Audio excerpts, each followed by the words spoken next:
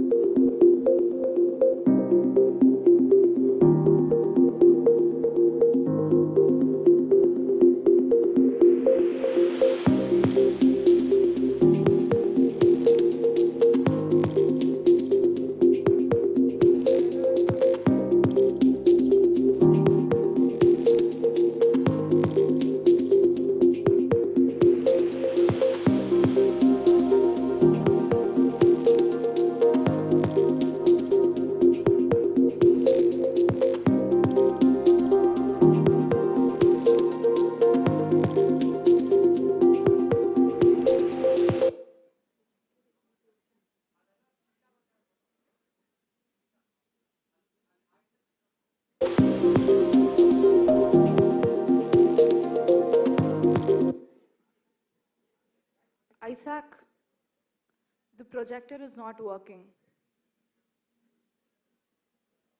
Neil? It's okay, we have a little bit of a technical problem. It'll be fixed. Yeah, no problem.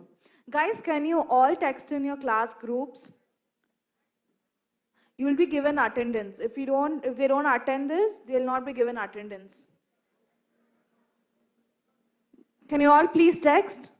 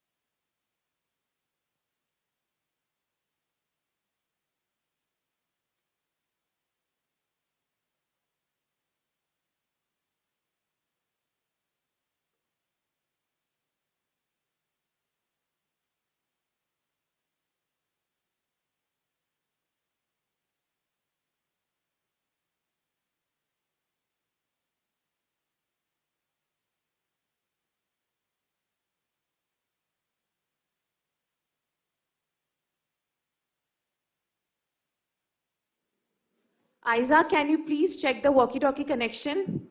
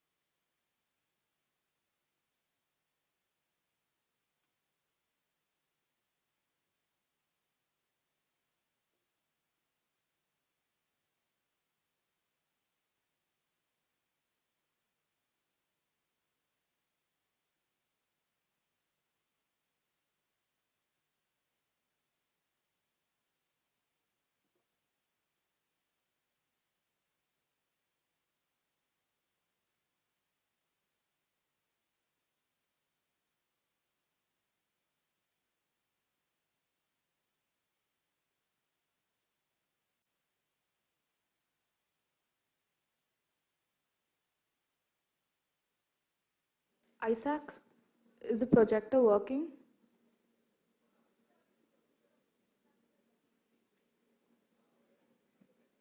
Wow, come again? What? Is the projector working? Yeah, I think so. Okay. Can you please connect it?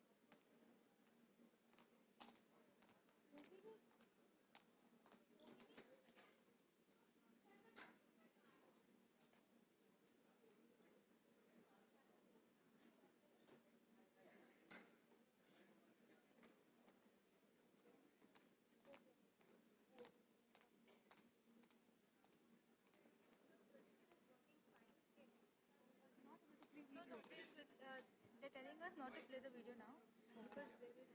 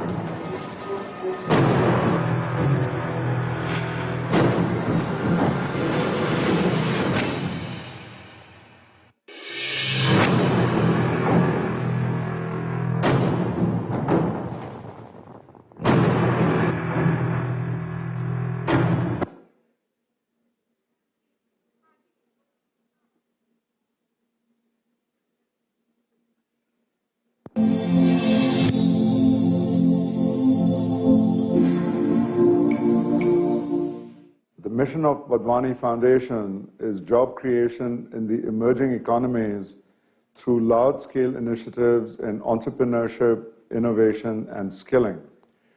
All three of these initiatives are necessary for job creation because entrepreneurship helps create brand new jobs, innovation helps drive job creation even in existing small and medium enterprise, and skilling provides the supply of the kinds of candidates that these new jobs will require.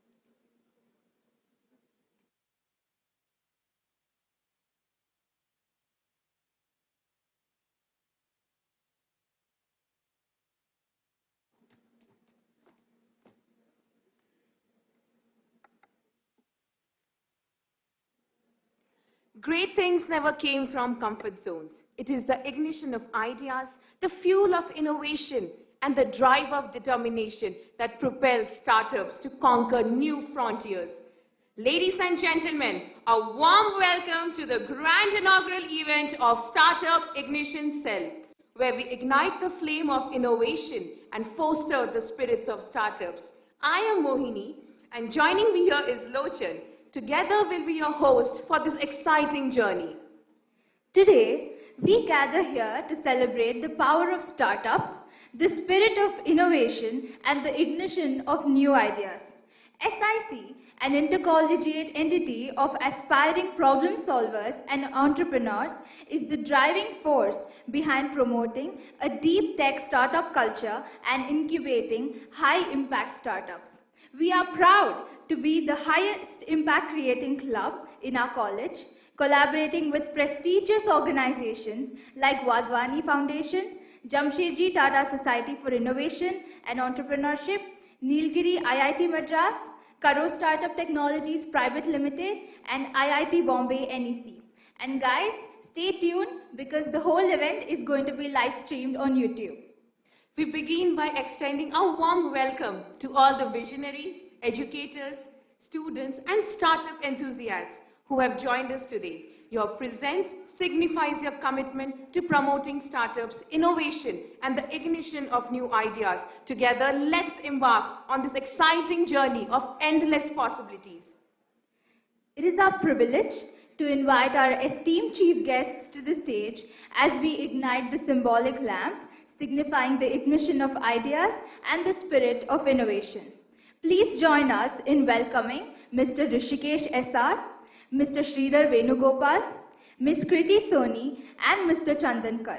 We also request our beloved Principal Dr. Jayapal R., heads of all departments, and our faculty coordinator, Dr. Surbhi Agarwal, to join us onto the stage.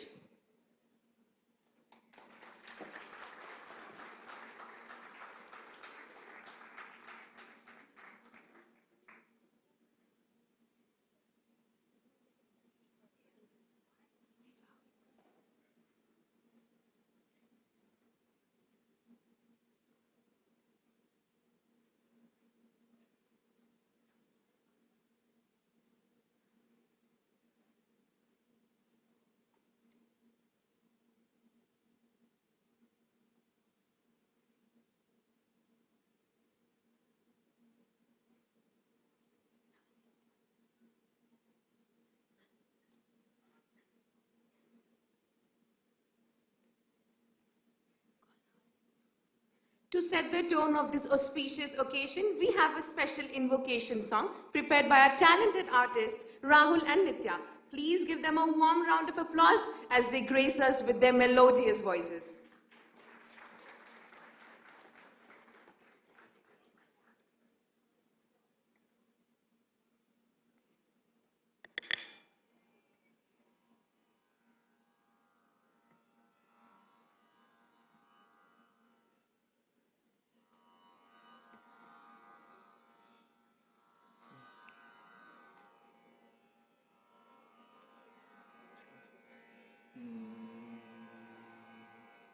सुमुखश्च एकदन्तश्च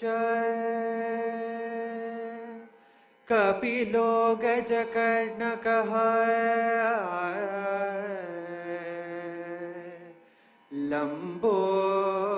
लम्बोदरश्च विकटो विघ्नराजो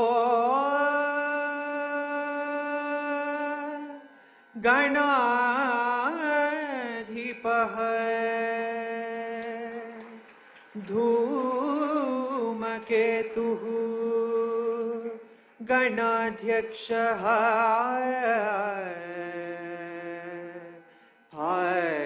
फालचन्द्रो गजाननः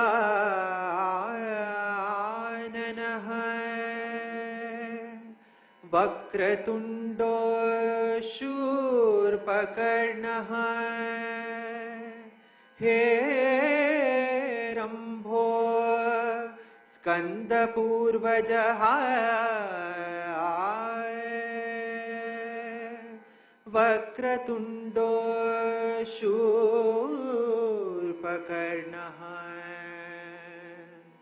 हेरम्भो स्कन्दपूर्वजः वक्रतुण्डो शूर्पकर्णः हे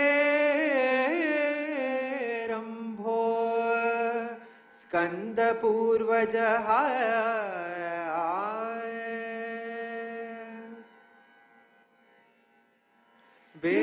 विश्वाधिपते विद्याधिपते निर्विघ्नाधिपते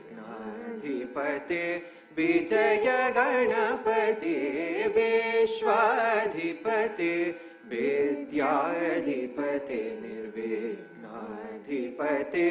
विजय गणपते विश्वाधिपते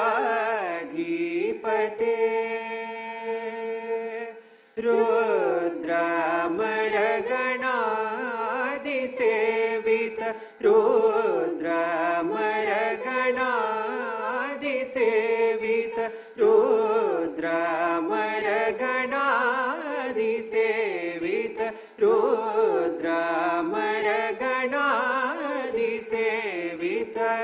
सुरनरपूजित हर शङ्कर सुत सुरनर पूजित हर शङ्कर सुत गा पनि सरि सप सानि पगरि सा रे सा गरि पग नि परि नि ग सा नि सरि ग सा पनि सरि नि ग पनि स प गगरि स प प गरि नि नि प गरि ग पनि विश्वाधिपते विद्याधिपते निर्विघ्नाधिपते विजय गणपते विश्वाधिपते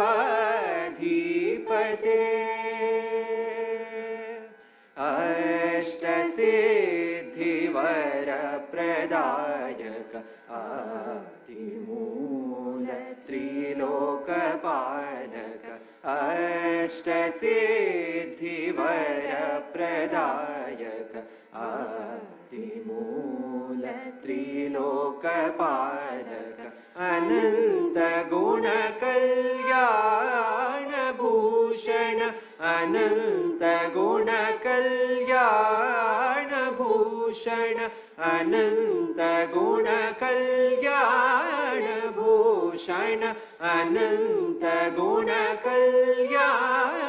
भूषण देवी शारद दासी वंदित देवी शारद दासी वंदित गाय पनि सरि सप सानि पगरि सा रे सा गरि पग नि परि नि ग सा नि सरि ग सा पनि सरि नि ग पनि स प गगरि स प प गरि नि नि प गरि ग पनि विश्वाधिपते हे विश्वाधिपते हे विश्वाधिपते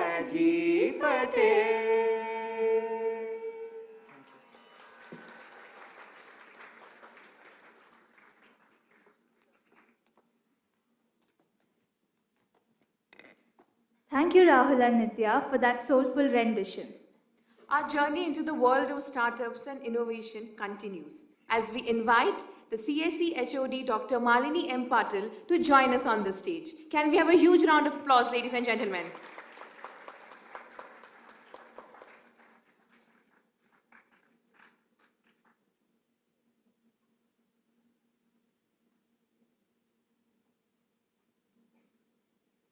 Let's proceed with introducing our esteemed chief guests. For each guest, we have the honor of inviting Harini Sridhar, who will provide a brief introduction before they're felicitated with a token of gratitude.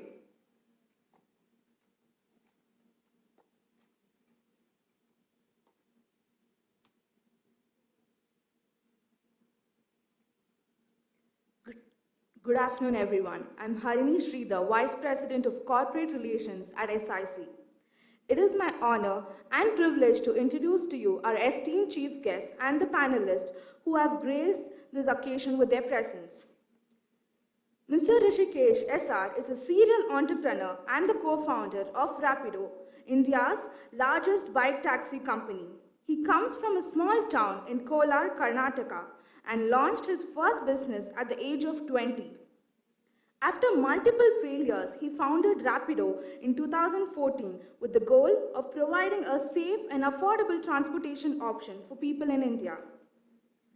The company has grown rapidly since its inception, and it is now operated in 100 cities across India and enabled 20 lakh drivers to earn more than 15,000 crore since its inception.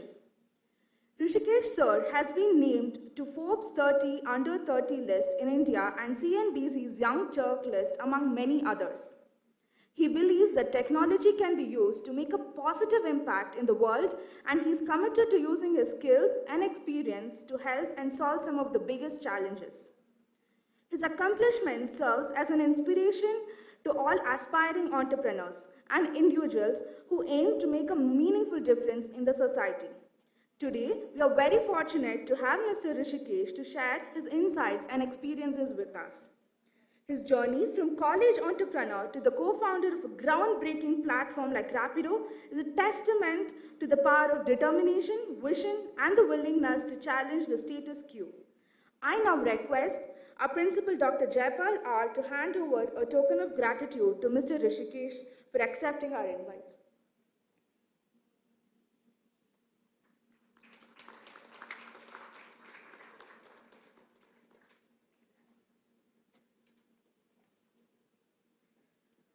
Sir, can we have a few words from you for the audience?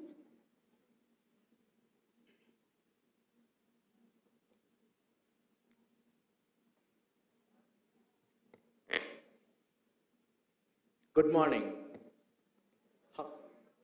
How many guys have used Rapido ever before?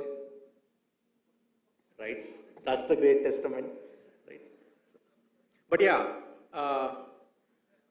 it's not about how many of you have heard it before or how many of them are using it now or all of it, right? I think what we look at is more than how we are solving your commute problem. We are more focused towards solving it for our captains, right? So there are 10 lakh captains who probably can't have any other job with just knowing how to drive a bike, right? That's where the difference is, right? So yeah, let's come back. This is Rishikesh. Probably we'll have more conversations, but yeah, I'll say hi now. That's all.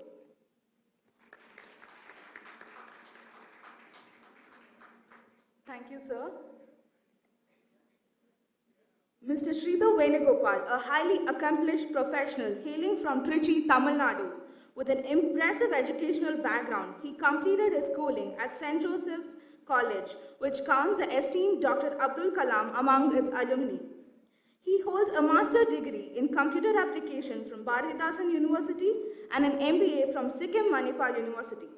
Over the course of his extensive career, spanning more than 20 years, his professional journey has taken him to Singapore, where he spent 3 years, followed by 8 years in the United Kingdom and 2 years in the United States. He has also been actively involved in campus hiring programs, visiting prestigious institutions such as Anna University, IIT Madras, and more. With a wealth of experience in service delivery and engineering, he has held various leadership positions. He has successfully managed businesses' revenues which exceed 100 million and led teams over 300 professionals. His international assignments involve working with directly major clients like Coca-Cola, R.R. Donnelley, and Ferrari, and many more. Currently, he is the head of IDC engineering team, CX Unity at Oracle. It gives me an immense pleasure to host my father as the chief guest in our college. It is a very special moment for me. Thank you, team, for this opportunity. So, now I request CSE HOD Dr. Malini ma'am to hand over the token of gratitude to Mr. Sridhar.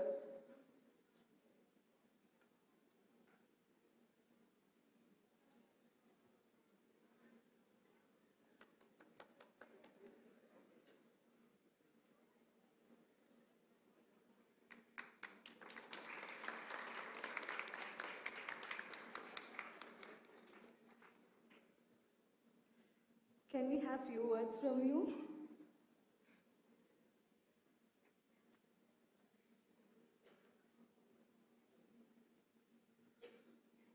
So good morning, everyone.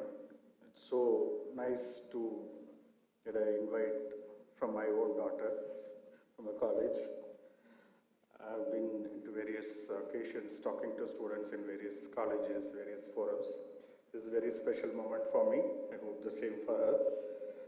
So, first of all, I would like to thank the organizers for this event who has taken up so well managing everything from the day they planned, the way they coordinated with us. And that shows the leadership skills from the team who's organizing this. Thank you and kudos to you guys. Hope to see you all as entrepreneurs or in your career soon. I've been part of the engineering team in Oracle, doing various activities, and in the past in various industries, domains, starting from education, automobiles, and into marketing areas, banking and financial services, right? So the main, okay, here also he is driving me, that's okay. So, a lot of innovative ideas gives a lot of importance in any domain you take, any field you go, more than what the regular activities you do. I hope you all come up with that mindset in doing that here. We are more eager to look into that and talk to you more and understand things better. Maybe we'll have more when we start talking. Thank you.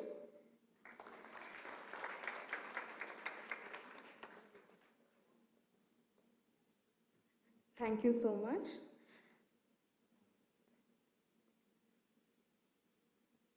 Mr. Chandan Kar has established himself as a lean strategist and rapid prototyping expert. His entrepreneurial spirit and unwavering commitment to making a difference have been evident throughout his journey. With 14 years of experience, he has successfully managed business operations for internal and external across 21 countries. Currently, as a head of product deployment at Wadhwani Foundation, he leads the charge in career services and talent development. Through the foundation's initiatives, he has been actively contributing to build a skilled and competitive workforce, thereby driving economic growth and societal transformation. I request our mechanical department HOD, Dr. Soleimathu sir, to come and hand over the memento.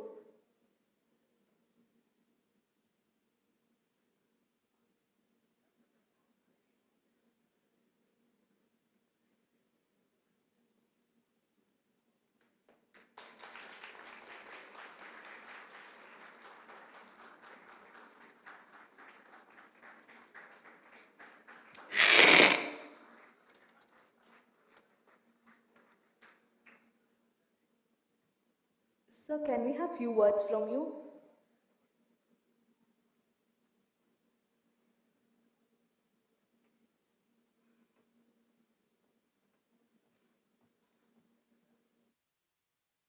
Morning, Bangalore. Good morning, RV. Good morning. That's like RVC and Bangalore, right? We rock. The rockstars. Okay, I'll not take much time. I'll not talk anything else. Just one question. How many of us know, heard about, there is a product called Google Glass? Google Glass? Yeah? Okay, very few. Some of you does not know. So way back, Google, they came up with a glass where you can have the entire world, what you see right now on your phone. So it is connected to your internet and you see everything. Now tell me, do you, any of you know how much time it might have taken for Google to create the first prototype? Wild guess, quickly. How much time, how many days, how many years might be? Wild guess, 3 wild guess. It might have taken for Google to create the first prototype of Google Glass. 5 years, 1. Another 2 options. 7 years? 10 years?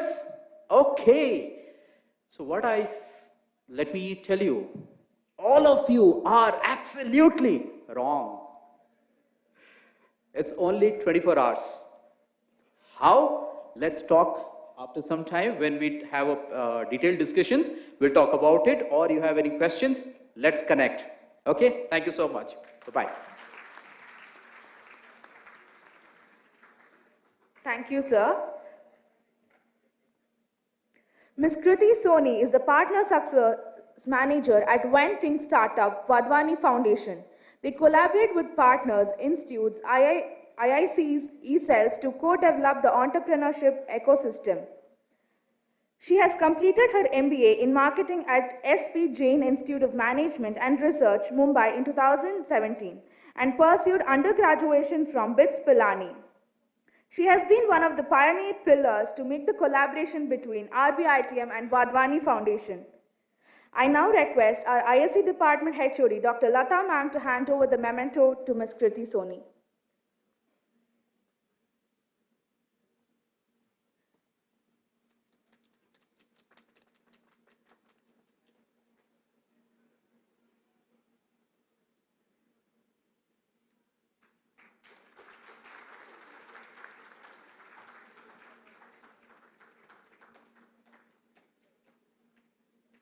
Ma'am, can we please have few words from you?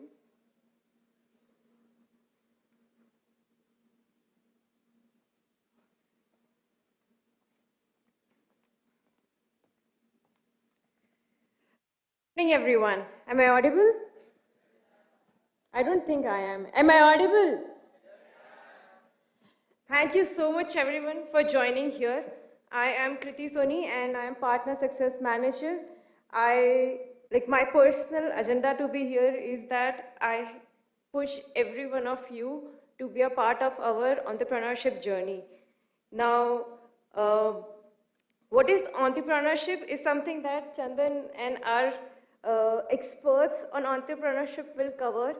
But one message that I would like to give you is it's all about what you think is impact and what matters to you. So I was a part of corporate for more than 6 and 7 years, and then I moved to social impact as a part of Vadwani Foundation.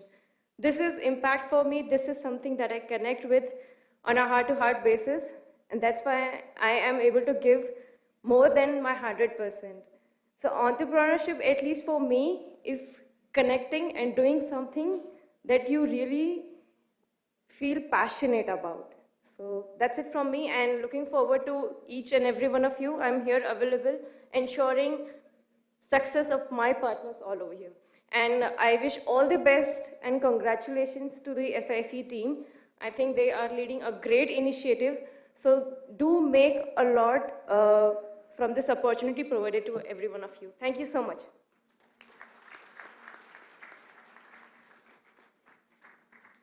Thank you, ma'am. Next, we have Dr. Shashidhar Jakali, is an Electronics and Communications Engineering graduate from BVB College of Engineering and Technology, Hubli. And he has finished EGMP certified professional from IIM Bangalore with over 30 years of multi-geography corporate experience in various functional streams such as marketing, sales, product R&D, and many more.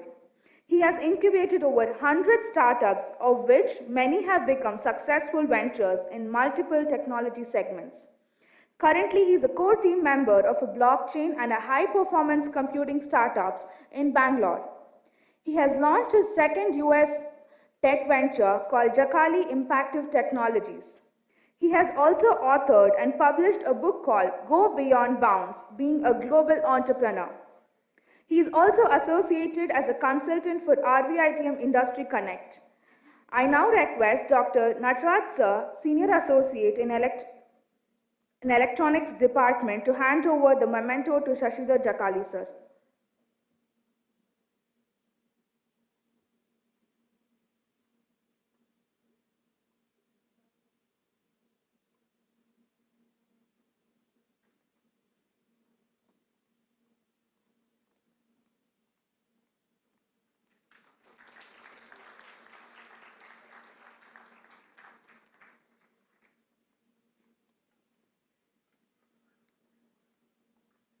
Sir, can we have few words from you too?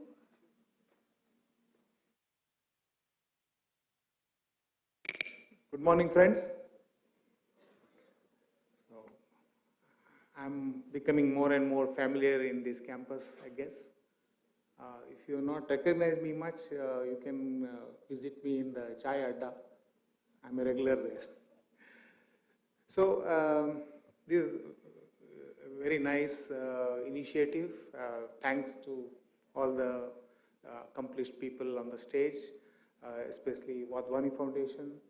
I know Wadhwani Foundation because Mr. Ramesh Wadhwani and me, we both have connect with Pittsburgh. That's what I was telling to Chandan. So this is a great initiative, and we are looking forward to partnering with them. And all that I would like to tell my RV friends is, please take that title from my book, which I have published on Amazon, called Go Beyond Bounds. So please remember, you have to keep going beyond bounds. Thank you.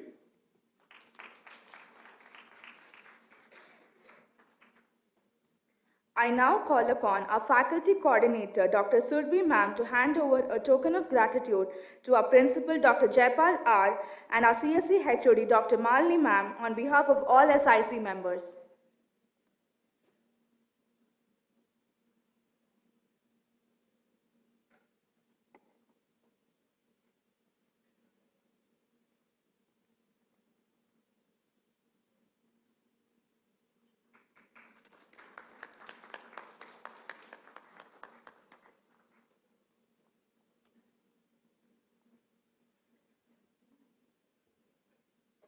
Thank you, ma'am. Their achievements and contribution to the startup ecosystem are truly commendable. I thank all of you for accepting our invitation and being here today. Thank you.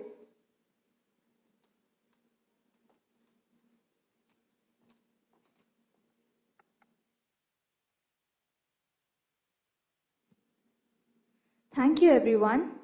Now it's time to hear from our respected principal, Dr. Jaipal R., who will share his valuable insights and thoughts on the significance of startup and innovation in today's world. Let's welcome him with a huge round of applause.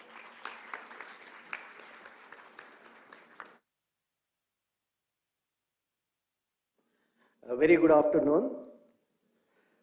Dignitaries on the dais, off the dais, HODs.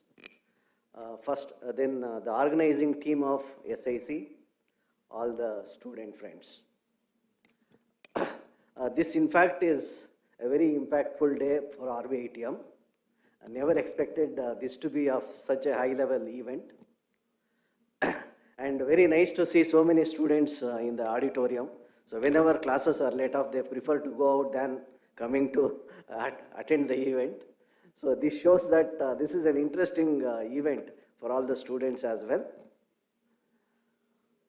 Now the startup concept is there since many years, but after this Make in India concept was promoted at the central government level, this has really taken up at a rapid speed, and most of the students prefer startups either to start their own startups or to involve in an existing startup. Okay. The reason behind mostly, if you are an insignificant person in a big company, and if you are a prominent person in a small company, it makes a lot of difference. Okay. So we have in the startup companies, you have the opportunity to take up or provide or facilitate the startup company from scratch to the highest level. So in this regard, I really congratulate the team which has started this initiative and started this startup ignition cell. It is the order of the day. All the startups are required. So now we have innovation cells, incubation centers, and this is also a part of that. So whoever has an opportunity to work in startups or to start start with startups. You have to utilize the best of your skills to promote the startups. We were just discussing, startups are always risky, not always. Startup, there is an element of risk, not always risky. We have a live example here. So element of risk is there, but wherever you want to succeed, the element of risk is always we have to take. And lot of startups are there now, as already said. I thank Wadhwani Foundation and Rapido team for supporting our startup initiative, and I request all the organizers to take up this initiative to greater heights and provide the opportunities for the interested students. Okay, so we have in fact Mr. Shashidhar Jakali here, who is our Industry Connect interface. He has a lot of startup experience, a lot of incubation and innovation experience behind him. He is part of our RVITM team now, and we have provided some facilities. In each department, we have provided R&D facilities to enable the students who are interested to work for any innovations or to startups. So the space is already available. There are no takers, only the R&D in charge is sitting in each facility. So we want other students who are really interested in any innovations and to promote startup culture in the institution to use the facility and make it, so utilize it and see that a good environment and ecosystem is developed in RVITM. Okay, so with these few words, I wish the cell all the best for its future endeavors. Thank you very much.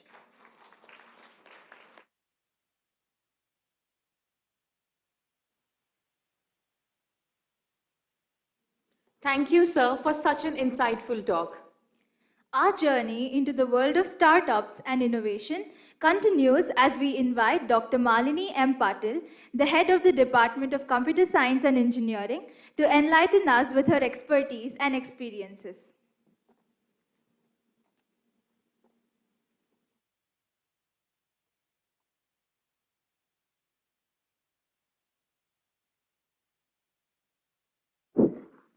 Very good morning to one and all. Respected dignitaries on the dais and off the dais, respected principals, sir, faculty colleagues, and dear students. As told, I will not take much time. This is really a great initiative, starting off this Startup Ignition Cell. It is a very best platform for the budding entrepreneurs. As the definition quotes, entrepreneurship is the process of developing, organizing, and running a new business to generate profit while taking the financial risk. And also, addition to this, often managing both human resource and non-human resource also. A definition evolved from the Sanskrit word, I think if I am correct, it is evolved from the word in Sanskrit called as Antara Prerana, which is coined up as entrepreneurship. So it gets attached with innovation, thinking, whatever it is you add under entrepreneurship. It is a special word and a special work also, which can be taken on the self-decision, and mostly what all we need is a passion to work. And hope so this particular cell fosters all these activities, ideas, so that you also can take the best opportunity of the cell and make the success stories. A small example to quote, way back in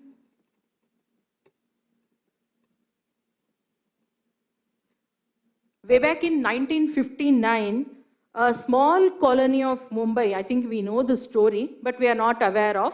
It was the first entrepreneurship movement, especially under women entrepreneurship. A woman decided to start her own entrepreneurship activity. She is not educated. She don't know what is entrepreneurship also. but she wanted to start. Her idea is what? It is the regular recipe what we have on our dining tables, a papad, which is called as by name Lizzat Papad. I think all the entrepreneurs who are present here, the dignitaries, they are well aware of this. Mainly, she started this movement by just borrowing rupees 80, and now it is a million-old company. So that is how our idea can be incubated, that is how our idea can be funded, and that is how we can excel in this movement. Good luck to the team, good luck to all of you. Thank you all.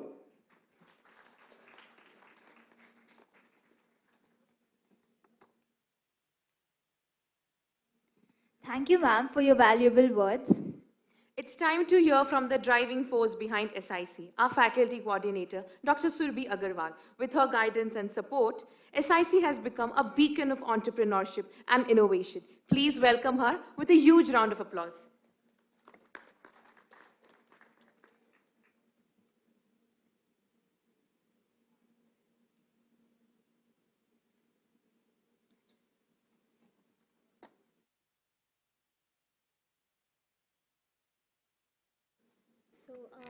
Thanks Moini and Lochan for inviting me. Good afternoon everyone, dignitaries present over here, all the chief guests and all the people who are present here and listening us here, people who are offline and who are actually listening us live on YouTube. So I would like to congratulate Team SIC who have worked very hard in order to do this particular event and in order to launch this. I feel that within us, somewhere always there is a feeling. So within us, there is a feeling of having something our own, right? Most of us don't feel like going for a job or something like that, right? We often look for job because we know that, okay, 9 to 5 comfortably we can come and we can do that. But many of us think that, am I satisfied with this particular thing or not? So in that case, I feel that there is somewhere some feeling in every one of us that you want to be your own boss, right?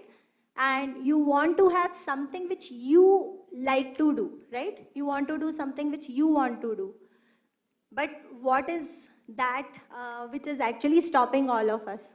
So somewhere there is a fear that I cannot do this, right? Somewhere there is a thing that I don't know what to do. So when you have, I don't know what to do, I have a feeling of fear. At that moment, we feel that it is fine that we go ahead with 9 to 5 job. So it's not bad to do a job, it's not at all that, but it is something about innovation which you have in yourself. To identify that, to awaken that, we have actually started SIC. It's not only about entrepreneurship, it's also about innovation and skill building things, which I think Wadhwani Foundation will be helping you with. And ahead, what else we have in SIC for all of you is a lot many internship opportunities and other things which Vishak will be talking to you people. So I would like to go ahead with Jakali sir's words that go beyond bounds. If you have passion, do it. Thank you all.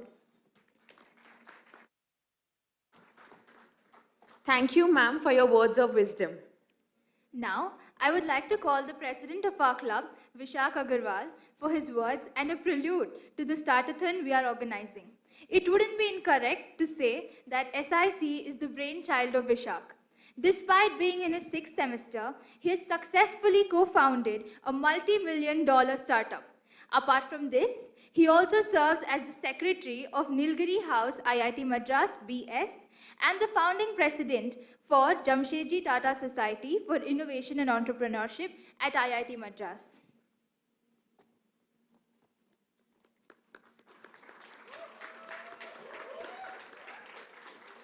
Thank you, Lochan. A very good afternoon, respected principal sir, our esteemed chief guests, professors, and my dear friends, as we gather here for the inaugural event of SIC, it is important that we step back and know like how we started. We started as a group of students participating in the National Entrepreneurship Challenge at IIT Bombay, mentored by our professor, Dr. Survi Agarwal. We had managed to be in the top 50 out of 975 colleges that participated and were invited to IIT Bombay for competing in the finale. It was here that we had an interaction with Vadvani Foundation and Kriti Soni ma'am. Little did we know that 5 months down the line, this would convert into the Vadvani startup cohort at our very own RVITM campus. Being a student both at IIT Madras and RV,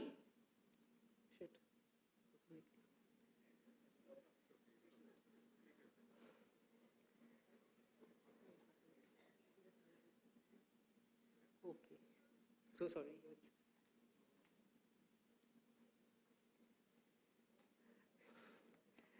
It is for my first time, so I'm pretty nervous. Sorry.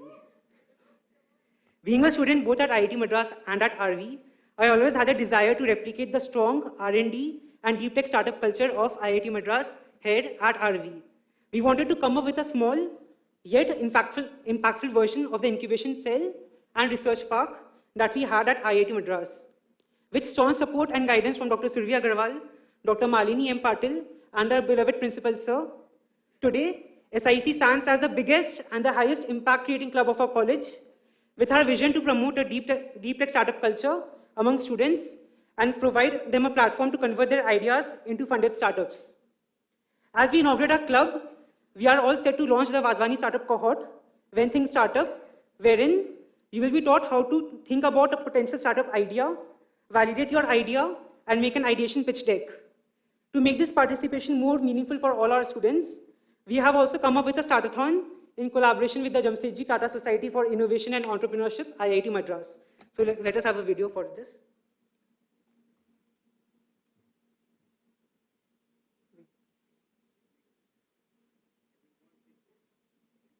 Yes, sir. So it's a 30 seconds video.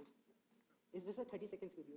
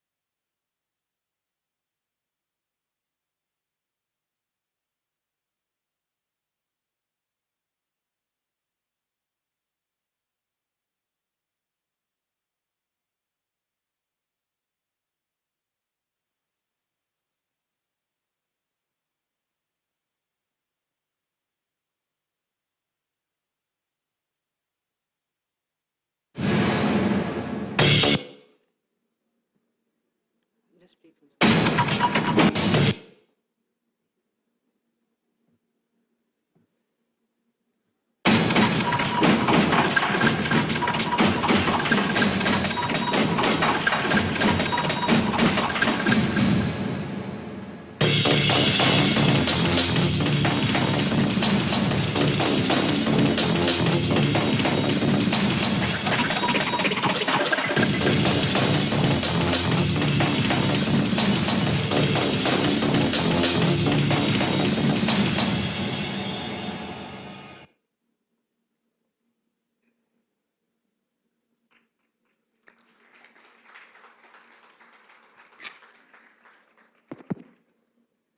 As we inaugurate, sorry.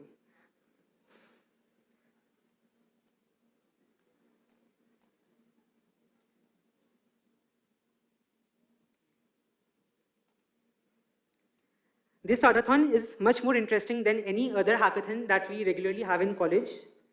You can work on any idea from any domain, be it sustainability, edtech, agritech, fintech, Web3, AIML, deep tech, or anything for that reason. We have 5 rounds for the startathon. The first round is the brainstorming round, in which you can, we set the bar, we let you know what are your expectations, how you should proceed with the ideas, and what is expected out of you for this startathon. The second round is the ideation round, in which you pitch your ideas to a panel of judges. This is an eliminatory round based on which you will be selected for the third round, which is actually the prototyping round. The third round is the prototyping round, wherein selected students from the previous round would work on building a minimum viable product, MVP, or prototype for their idea. This is followed by the mock pitch round, wherein students build a revenue model for their idea and they propose how impactful their idea is. Finally, we have the grand finale, in which students get an opportunity to pitch their ideas to venture capitalists and angel investors. Hence, they get an idea to get their ideas funded and get a funded startup. So, we have IIT Madras, Nilgiri House, Karo Startup, DevFolio, Polygon Labs, Replit, and Solana for our title sponsors. We would like all of you to participate for this hackathon. Everyone who participates for this startathon also gets an internship with Karo Startup. Also, for each and every class, the best performing individuals also get a special certificate from Startup Ignition Cell. Thank you so much.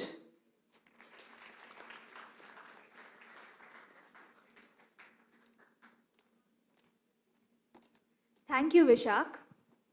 Now let's turn our attention to an incredible opportunity that awaits our aspiring entrepreneurs. The Vadhwani Startup Summer Cohort. This 2-month startup accelerator program, powered by Vadhwani Foundation, provides a comprehensive journey from ideation to validation. To shed light on this exciting venture, let's invite Mr. Chandankar, Product Deployment Head at Vadhwani Foundation, Ms. Preeti Soni, Partner Success Manager at When Think Startup, Vadhwani Foundation.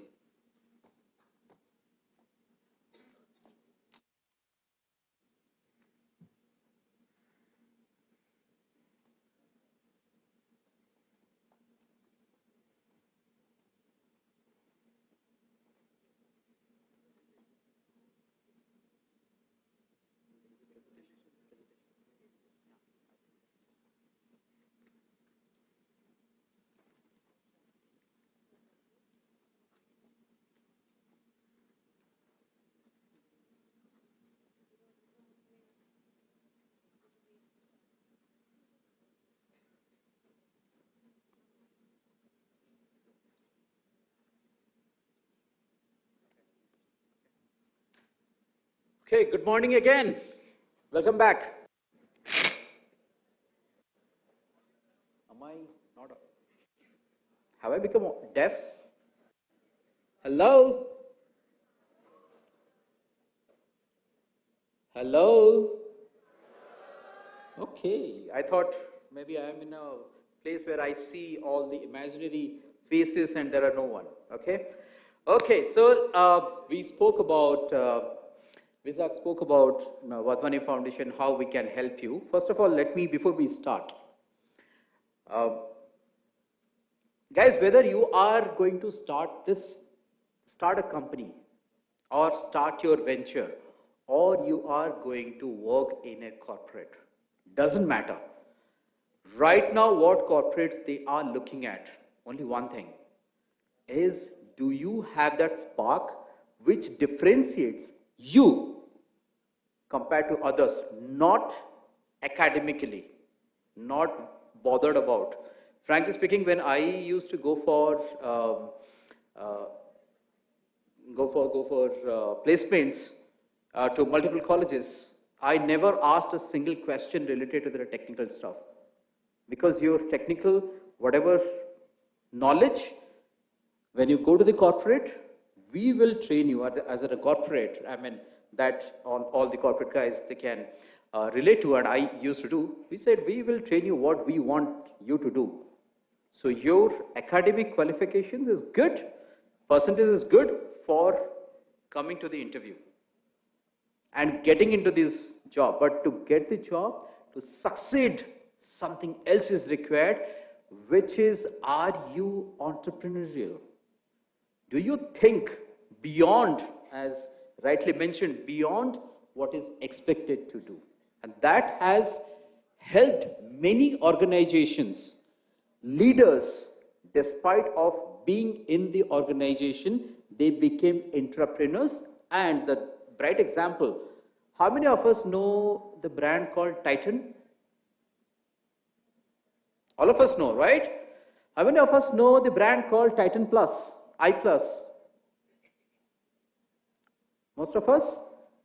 These are all done by somebody who was working at Tata Sons, and they thought, let me start. Tanishq, that is also a brainchild of an entrepreneurial activity. That means corporates, they support somebody who has that entrepreneurial mindset to help you to exceed in your career. Okay, so with that note, let me start. We are talking about Think Startup, and Vishak just mentioned, we are going to help you in terms of how do you generate ideas. Every idea is fantastic, guys. All of your ideas, it's fantastic. But how to evaluate whether this particular idea you should go ahead, whether you are in the corporate, again I'm saying, whether you are in the corporate or you are starting your own venture.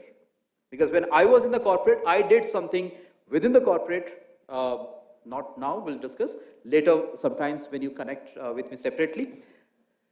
There's something that I try to do, which is probably the entrepreneurial, and they came up with a new product, and that was well successful in that venture and all. That is something that you need to do. For that, we bring in the Wadhwani Foundation. Quickly, I'll not take much time. What is Wadhwani Foundation? We started in 2005, way back in 2005, and 2007 in India, we launched, that is a brand called NEN, National Entrepreneurship Network.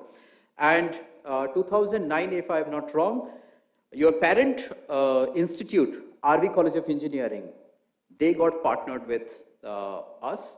And then this is the entrepreneurial journey has started from there with RV Group of Institutions. And right now, RV Institute of Technology and Management also is a part of, and thanks to Principal Sir, it's great that he also encourages, guys, you need to be entrepreneurial. So Wadhwani Foundation focuses very clearly, it is a philanthropic initiative by Dr. Ramesh Wadhwani. We focuses on job creation, we focuses on innovation, and we focuses on scaling and creating an impact. In around 21 countries, we are operating right now across the globe. We started in India because Ramesh is from India. Quickly, as I told, we have one initiative which is a skill development. You must have seen NSDC skill programs. There is one division which focuses on skill development of the people, because you need skilled labor as well. Not all people will become entrepreneur, but you need the skilled people. Do you know how many people in India, unfortunately, that's a NASCOM report, are employable? How many engineers are employable in India? Any idea? Any idea? 15% people are employable. That's a harsh reality, but that's true. In case of Masters Management Studies, it is way below. In India, that's a NASCOM search survey report. That means, does it mean that we don't know the topics? Yes, we know, but something is missing is the skill that we do not have. A lot of people, those who are dropouts, they could not get, they were not privileged like you and me who could not study. Probably they need some skill so that they can support their family. So for that, Wadhwani Global Opportunity helps there. Wadhwani Entrepreneur supports in 3 stages: creating entrepreneur and supporting entrepreneur. When I talk about creating entrepreneurs, 1 or 2 names I'll just tell, because they were being supported by Wadhwani Foundations when they started their journey, when they were at your age. In the colleges, one is Practo. I hope any of us know about Practo. Shashank started when he was at NIT Surathkal. The support was given by us. Any of us know Oyo, nobody knows, right? Oyo rooms? Yeah. Ritesh, he was my top 10, top 5 finalist way back in 2009-10. So now you see where Oyo is. So these are the certain people, those who have become successful in the entrepreneur space. We create and we support the existing entrepreneurs. Also we support the people, those who are in the small, medium enterprises, so that they can grow and they can add innovations. Very important. In a small, medium enterprises, lot of jobs will not be added unless until innovation comes to your place. So we help them to add the innovation so that more jobs can be created. Okay. Now, Wadhwani Institute policy, we help different governments on entrepreneurship policy, skill policy, what should be there in that particular government, so that will help the government to move. Bright example, Startup India, when it started, there are a lot of information were given by our policy team. Wadhwani Institute of Digital Public Health, which is in US, and it's a global platform enabling digital transformation, public health organizations, programs across the globe. We have certain investments on innovations, biotechnology. We have electronics education. Both are in IIT Bombay. There is a lab where people are working on biotechnology and electronics education. Also, we help Indo-US policies as a part of our initiatives. Romesh Wadhwani, we saw, he started his career from IIT Bombay. He is a IIT Bombay graduate, and he went to the Silicon Valley. He is the first person in the IT industry who sold his company at a $9 billion way back in 99. Okay, he's a serial entrepreneur, and he has contributed his 80% revenue for the society, like Warren Buffett, Bill Gates. So he is a part of the pledge group where he has contributed. That's how we support entrepreneurs and students who have entrepreneurial mindset, to create the entrepreneurial mindset across 21 countries right now. Okay, now this is interesting. When a startup starts, it starts something with very basics, different ideas, a lot of ideas. Okay, I see my mom makes the best pizza in the world. Let me start the idea. And all of a sudden I said, I do have some coding experience. I can create fantastic web page designing and all. Let me start that business. A lot of ideas that comes to you every now and then. Then how do you evaluate those ideas? It starts from there. So that is what pre-idea stage. How are you going to generate the idea, and most important, how are you going to evaluate the ideas? These are the two major aspects that will be covered in our Think Startup series that we are talking about. Next, once you go further support will be given from evaluated idea to making a business model and MBB. What Visak was talking about, that part will come into the picture, but you need to qualify to get that.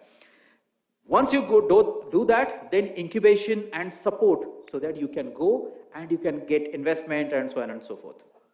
Last but not the least, then how do you stabilize? If you grow, you got the money, because when you get the money, you need to stabilize your business. How do you do that? What are the options that we need to do that? Those are the stuff that will be given in different stages. So your different stages of your entrepreneurial venture, different support will be provided.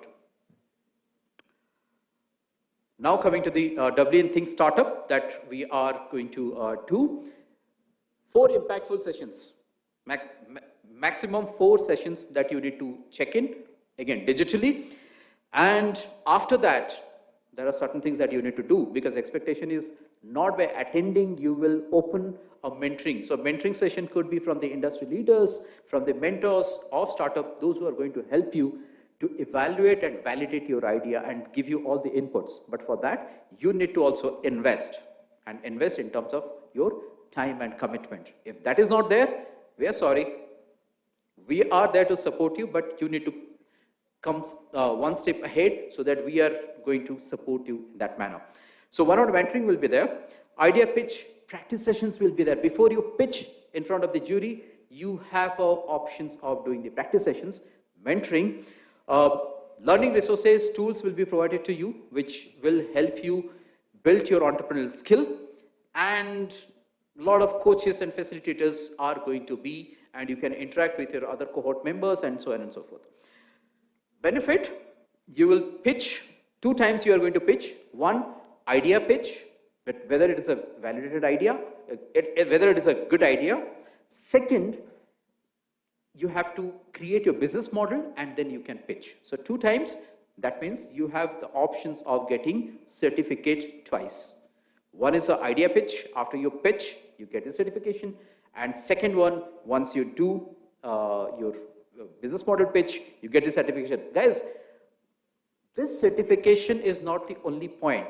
What Vishak was talking about, the hackathon, this particular program will help you to compete in the hackathon and in your competition. So this is connected over there. So don't miss it out. Now let's get started. So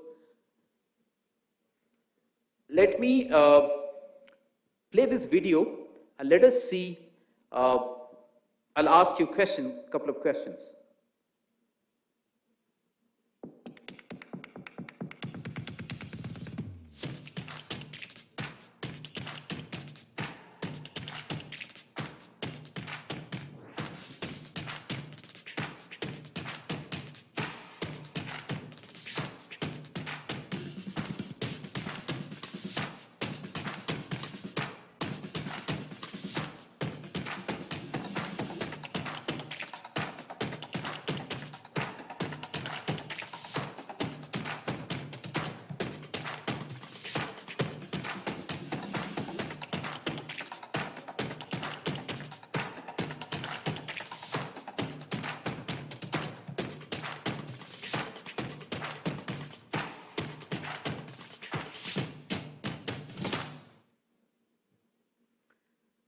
Okay, the key questions. These are the 4 key questions.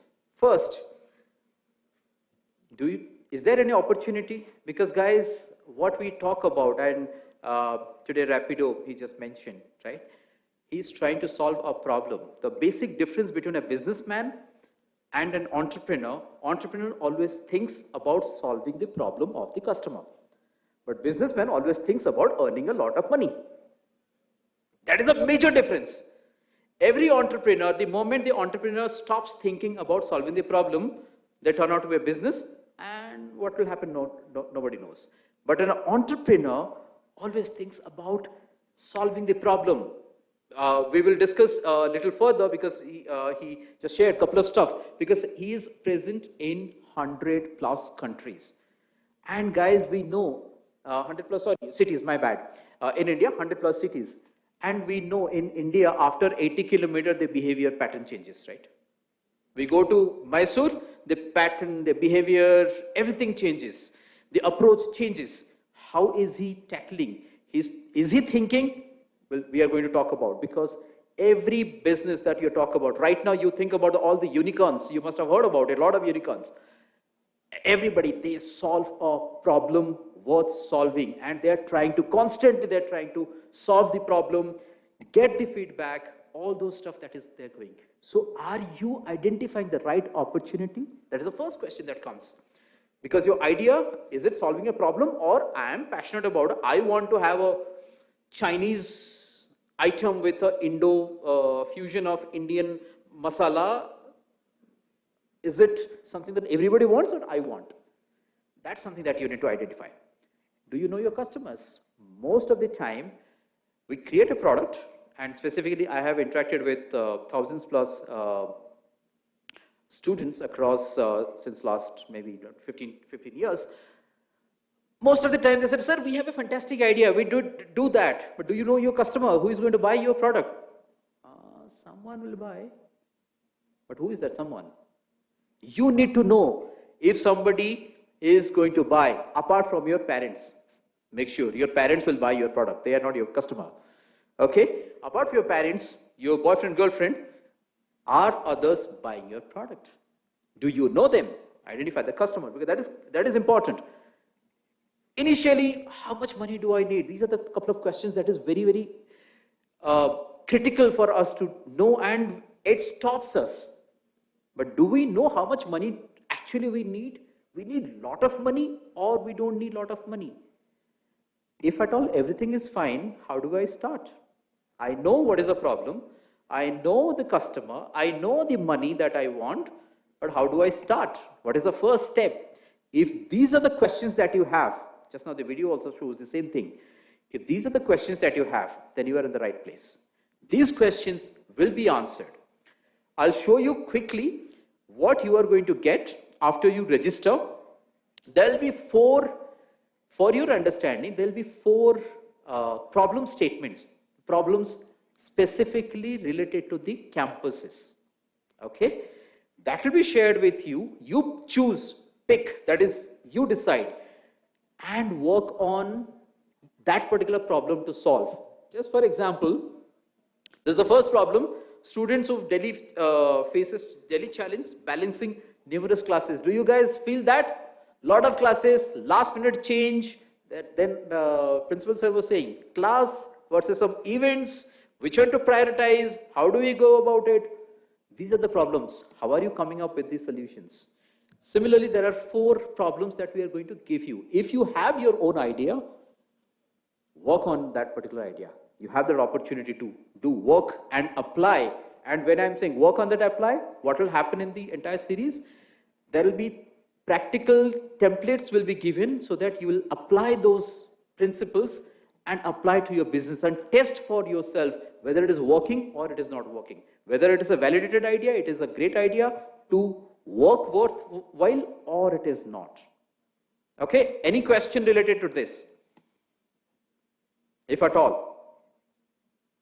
Because this particular problems will be sent to you. This particular presentation, what I am showing right now, will be sent to you so that you go through it. I am not going through it, all the four problems over here in detail.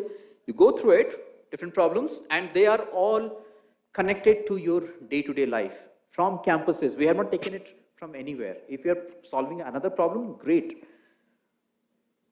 Okay, once you come, then if you have chosen your idea, then put the cap of how do I solve this particular problem. Guys, engineering, I know we have to submit the project report, right? All of us? Or has that changed? Because when I used to study, we had to submit a project report. It's the same, right? And when I submitted my project report, I don't know where it is. I don't know what is the relevance. Don't make something that as a part of a curriculum. It will not add any value to yourself. Trust me, guys, it will not add any value. If you're creating something which is a problem that you're taking, which can be solved, which can be productized, which can take into the market, may not be you or someone else. The institute is there to support. If that can go to the market, we are there to support. There are a lot of ecosystem in the startup ecosystem are available so that we will help you to take your project which can go to the next level. Okay? So for that, now I would like to call Kriti, the next space. How do we get into it?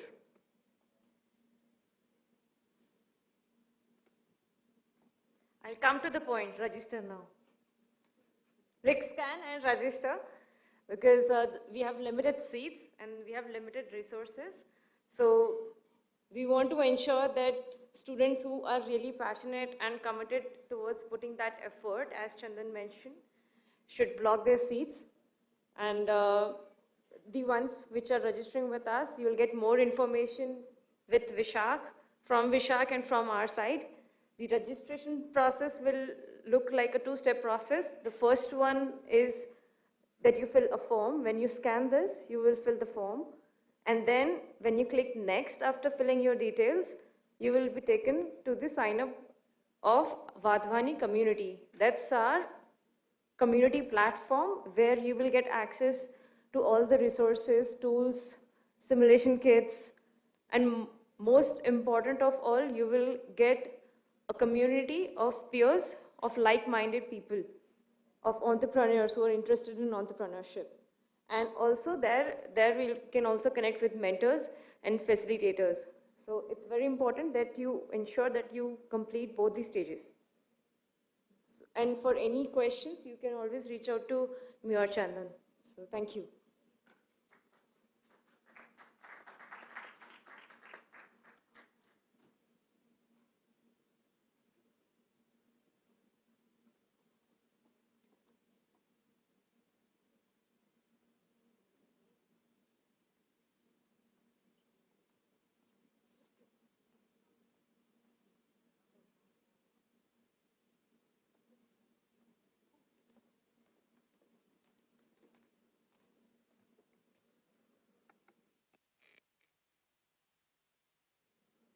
Thank you, Mr. Chandankar and Ms. Kriti Soni, for sharing the details of the Vadhvani Startup Summer Cohort.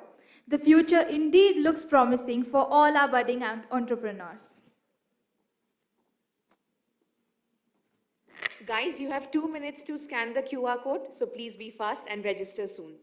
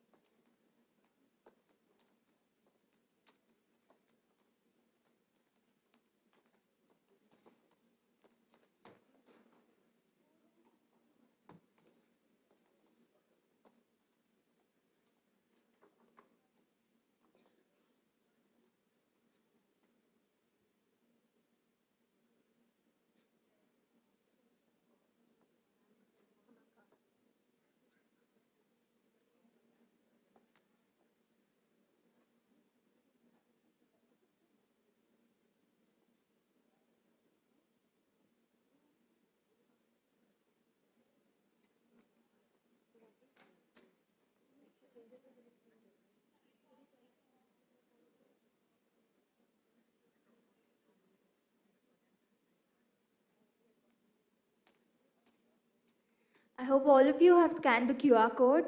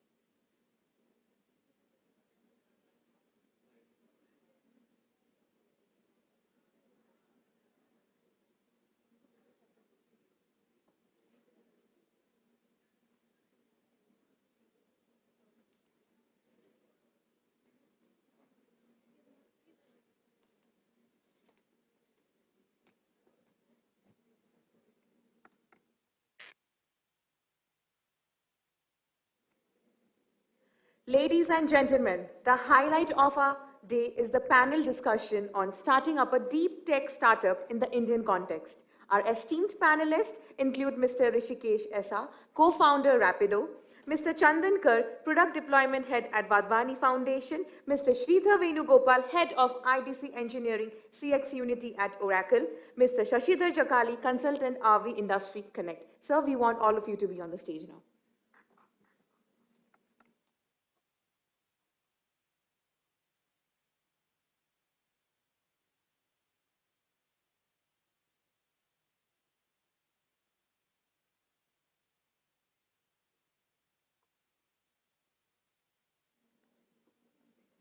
Dr. Survi Agarwal, our faculty coordinator, will moderate the discussion, posing thought-provoking questions to our esteemed panelists. So without further ado, let's welcome them on stage for this engaging session.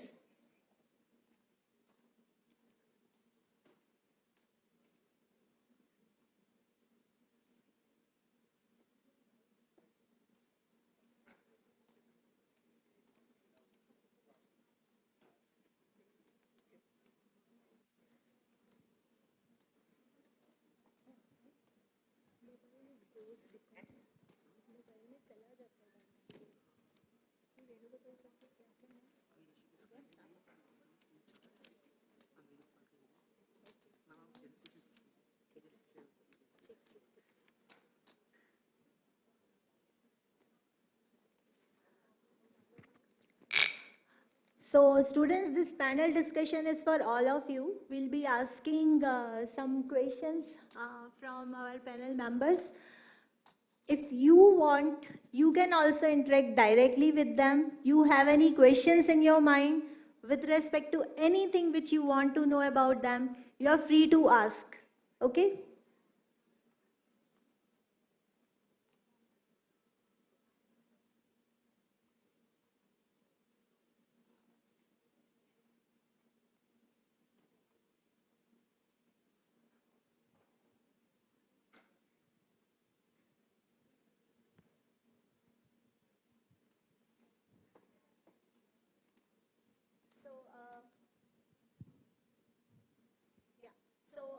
First thing I would like to tell everyone present here, Rishikesh sir from Rapido, he is actually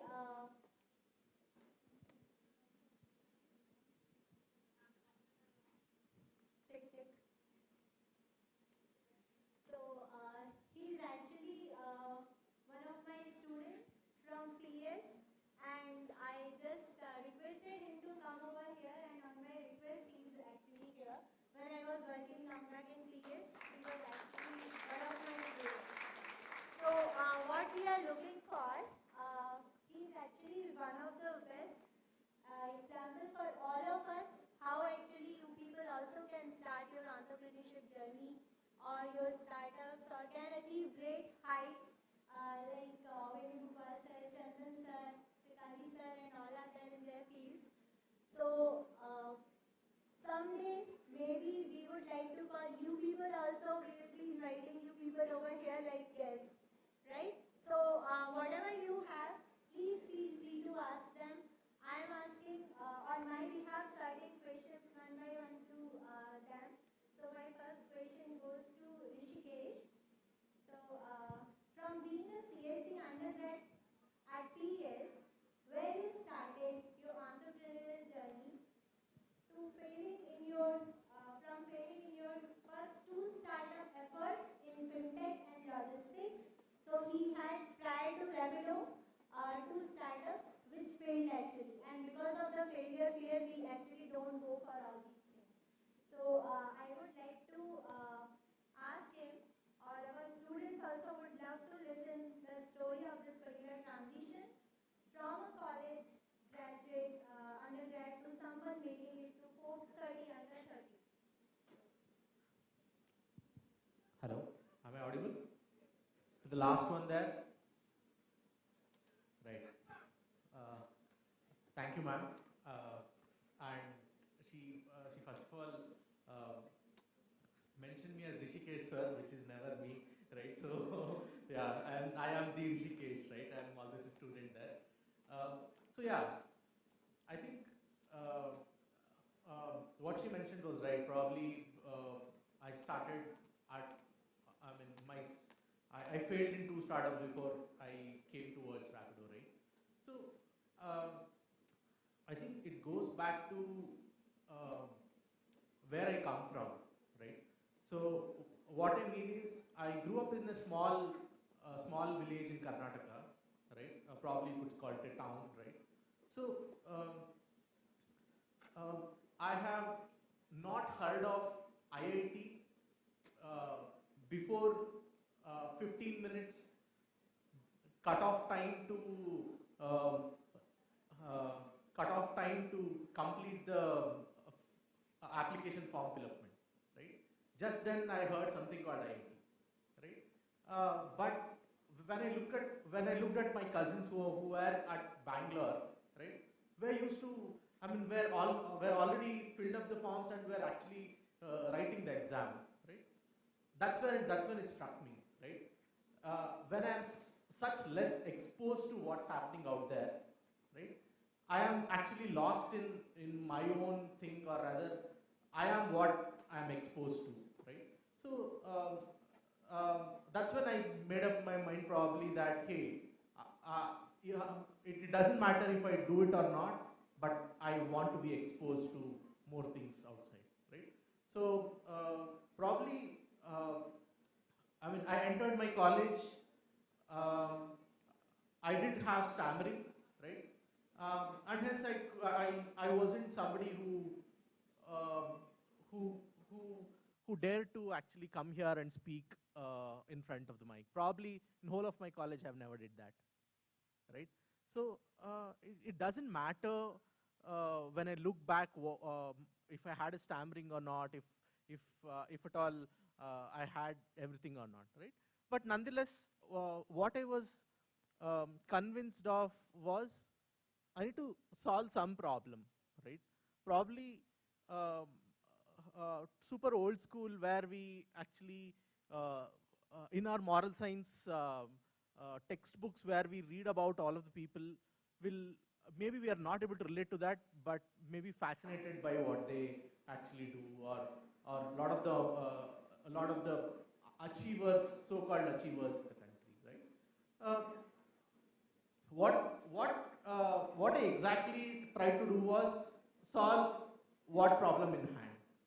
That's what I did, right? One of my friend actually had an bedridden patient at her home, right? So, but she was in college with me as my classmate there, but her grandma was at home bedridden. She was concerned if she's doing well or not and all of it. We both sat together and started monitoring her heartbeat via the cloud on my phone, right? On her phone actually, right? So that she's not worried about her grandma. So that's the problem that we started. In fact, that turned out to be my 8th semester project as well, frankly, right? So the problems are everywhere. In fact, probably you might have seen how many times people had to change their phone to figure out what the speech and all of it, right? That's a problem to solve, right? It's not, entrepreneurship, I think, is not more about what problem that we actually try to find and solve. Rather, it's about how we execute it, right? Like people say 1% of it is idea and 99% of its execution, right?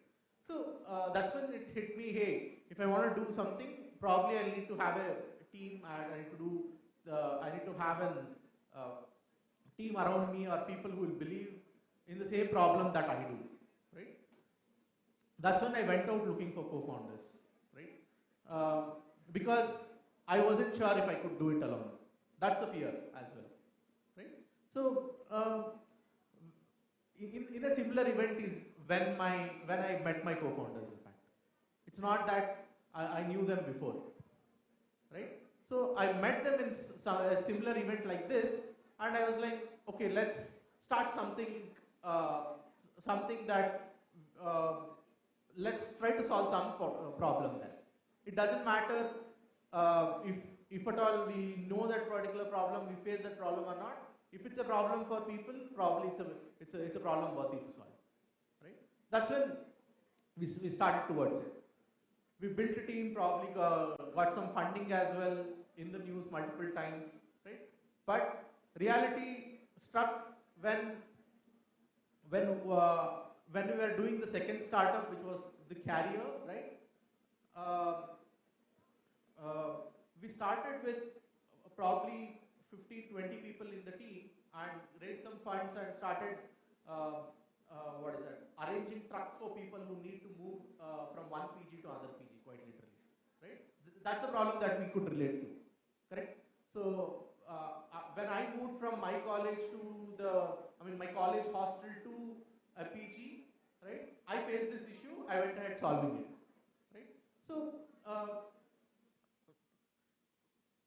that's when the reality struck that, hey, probably whatever I'm doing is good for only few people. Probably, I would want to solve something that is more relatable to everyone, which is where we went back and said, hey, what we are doing with trucks is actually great. We got some funding, we are profitable, all of it, but it's not solving a problem for a lot enough people, correct? We came back to team and said, hey, we are going to scrap whatever we are trying to do and probably start a new company or else go home, correct? So just 15 days before is when we hired our head of marketing, who came from Flipkart, and he was excited to solve trucks as a problem. After 15 days, we told him, hey, probably we are not doing this particular startup anymore, right? The good part was all of us came together. All of us started looking into what could be the next problem that we could solve. In 15 days around, we changed the company from the carrier to Rapido. In fact, we discovered the problem, or rather we did research on our own. We went to the malls, sat in front of in front of PVR. As soon as people who are coming out of PVR, we used to hand over the pamphlet and ask them, hey, what do you think about this kind of service? Will you be able to relate to it? Because there wasn't any such solution existed before, right? So we had to do such things before we knew that, okay, something like this is useful for all, right? Once we knew, it took maybe probably somewhere around 15 days to a running profitable business in trucks, helping Amazon, Big Basket, and multiple other companies to deliver goods, to change the company to a consumer-focused bike taxi, a new company new concept where probably people would have never heard before, right? While it took 15 days, the good part was nobody chose to leave the company to go towards some other company or all of it. All of them stood by with us to solve for it, right? So that's when we started looking towards how to solve this particular problem that we think is a problem, right? So when we started with Bangalore, right? Of course, startup is not more about we solving the problem, rather we solving the problem in the right way, right? At right point of time, right? There are so many other constraints similar to it, right? With that is where all of the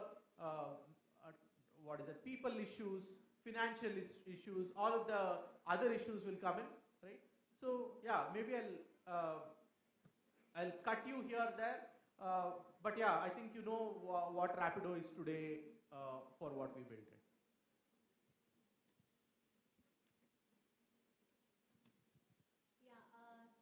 Thanks, Rishikesh, for sharing your great journey with all of us. And I hope you would have understood that solving a problem is the main key for becoming a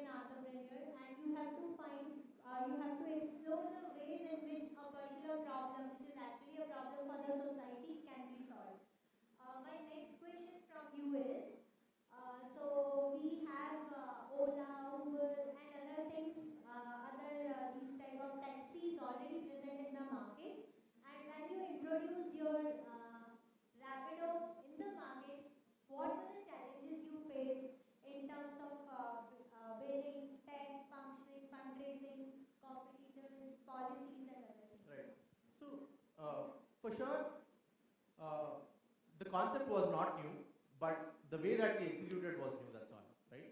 The way that we, focused on bike rather than cab was new. That's the only newness. Apart from that, lot of the other things was not new to the industry or to the people, correct? With that is where the challenges also start, right? Every people that we knocked door to asked us the same question, hey, how do you think people with $1 billion of money out there not going to eat you up, right? How do you think that you'll be able to resist them to actually build this along, right? And on the other hand, all of the investors that we spoke to, probably we pitched to more than 100 investors. More than 70 of them for sure were already invested in Ola, right, or Uber, or correct. So it's for them it was, why should we look at somebody else when we already have something in our portfolio, correct? So what we were sure was that we were trying to solve a problem that would not relate to probably the top 1% of the company, right? If you could just put all of people of India in a pyramid, the top 5% of the people are people who can afford taxi, pay 300 rupees or 500 rupees on daily basis, right? But there is rest 95% of the country, right? In other words, if you could divide them into India and Bharat, right? We were looking at, hey, how do we solve problem for Bharat rather than India, correct? So that's the only aspect that differed, but rest of the things was head down execution. That's it. Nothing else that you, probably would say as things better, but it's head down execution in terms of solving that particular problem what we have for one particular person, right, to the millions of people in India. So, thanks to Rishikesh for this. One more question, I think, which all students again would like to ask you. For example, when a student joins an engineering college, they join with the perspective that they will have good placement, some 40-50 lakh package, right? Or maybe some good average package, what they actually expect for. So, have you thought of that when you joined the engineering and what you have in your mind if a particular company is coming up, what I have to do, or have you got a message of that? That's a very valid question, I think, for all of. I did have this question when I was at college, right? So probably I had this question, hey, what should I be doing after engineering when all of my roommates are getting placed left, right, center in great companies out there, right?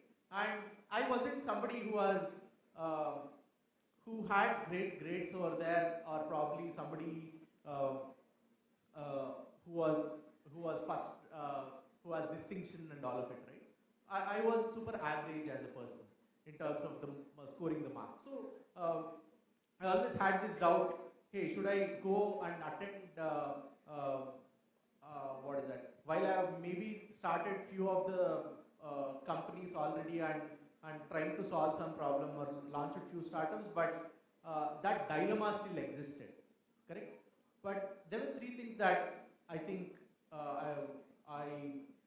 that helped me get the clarity faster, right? I didn't have one financial pressure, right? Because I did get my seat from rural quota from CET, and I probably paid only 10,000 every year back then, right? So one, I didn't have financial pressure, nor my dad wanted me to earn money right away, right? So because he was earning enough for the family, I think I didn't have that financial pressure, right? That helped me. Second thing, right? Should I look at, hey, should I look at joining some company, or should I continue what I'm trying to do already? Was another question that I had in my mind, right? That's when I was thinking, hey, if at all I don't know, if I don't sit in placements and if I don't get any job, probably my parents will think that he wasn't what is that? He wasn't well enough as a student to be in a placement, right? So I had to make sure that I convinced them so that I could carry on with my company, right? So I did sit in placement, take a job and reject it, correct? So that my parents are now sure that I mean, even if I fail, I'll get something else. Correct? I was sure of it, but my parents probably might not, because they can't relate to our generation, right? So that's the second thing. The third thing that came to my mind, hey, maybe I don't have financial pressure. Maybe I could, I could choose or to try to get a placement and then figure out if I need to join the company or not and all of it. Right? On the other hand, another thing was the team. Right? By then, I have met people like,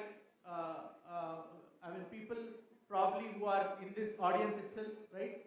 As my co-founders, I've been speaking to so many people, right? I had formed that particular team, and all of these, these three were convictions that I had that peak here. I don't have to earn money for my family to survive, right? And if not now, when will I take that particular risk, right? I think it boils down to risk reward, right? If you are looking for higher risk, for sure the reward will be high. Of course, the risk is also high in that, like you know, right? So, but yeah, I think these were things that I probably considered when I was a student. But yeah, I think, but you guys, even if you have financial pressure, I think it is not wrong to actually get to the placement, complete, clear the financial pressure what you have on you, and then jump into what the idea that you want to solve for, right? And if you guys don't take the challenge now, probably it'll be harder as you go, because your parents will start getting older and you might have to take up more responsibility from the family point of view as well. So thank you so much, Rishikesh, for these things. I think students will be having a good learning with all this. Now, my question from Mr. Sridhar Venugopal sir. Sir, with 20 years of experience working in Singapore, US, UK, dealing with the companies like Coca-Cola, Ferrari and all, and so managing teams of 300 plus people and managing businesses to the tune of 100 million plus. We don't know where to start from, but what are the few lessons which you would like to give to our younger generation? Sure, madam. So first of all, good afternoon, students. I know it's 1:30, you're still sitting and listening to us. Thank you so much. Like Rishikesh said, right, he was having stammering, but I had another problem. I never even talked in front of anybody, but now it's very difficult to stop me if I start talking. That is another thing which I learned. Good thing is, you are getting this kind of forums at this age. Start looking at this in a positive way. Learn, right? And main thing is, you need to take the risk. If not in this age, when you will do it, right? And one more thing which I have seen, right? I'm basically from Trichy, a small city or town or village from Tamil Nadu, where we never had more exposure. I was doing my MCA, then started my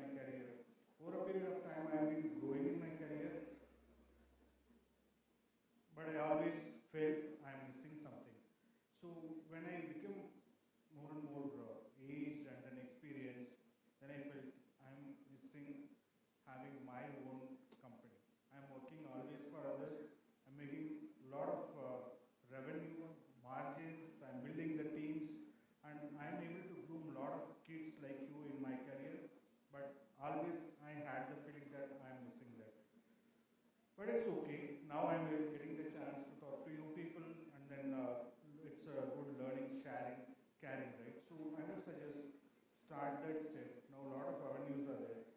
And recently what I've seen is the ideas, lot of ideas, innovative ideas which comes into kids' mind, which is taken up by big companies also. And you can start your own startups like how Rishikesh has become so big in shorter span of time, even though he had his lessons learned and he had his commitments and struggles, but he was able to grow. But similarly, you will also grow. And as we grow, it gives a lot of pleasure and satisfaction. End of the day, right? You get a lot of satisfaction when you have your own, right? Like ma'am said, I have managed major customers like Ferrari, name anybody in the world, most of them I work with. Up to $100 million I have managed, but it's all for somebody else. It is always for somebody else. What did I do in that, right? Only I am a facilitator in that. But like Rishikesh, when we started as an entrepreneur, right? You get that end-to-end, what is that? Starting from incubating an idea, bringing it to the table, getting the investor, forming the team, building the product or the idea into a solution, and then taking into the market and seeing the benefits of it, right? One is on the financial side, and also the number of users, and when we grow up, it gives a lot of pleasure and satisfaction, right? That gives a lot of opportunities for other kids, other students, and you grow together. That is the main thing. And in the recent, what I've seen, one more thing is, everywhere the ideas are replaced, even in corporates. When I was working for Co, we had a tie-up with colleges like RV from various countries, where they spend millions of dollars in the incubation centers. Some of the ideas which came were really great. The students came up and presented where when we enter a 7-Eleven or in a Walmart or in any shop, how the attraction, the eyes look at, people's eyes look at the way they arrange the shelves. So if you keep in this particular place, your sales will grow by this percentage. Because generally, at this age group, these people look at this in this area and they tend to buy that more. The percentage of your revenue or selling increases based on that.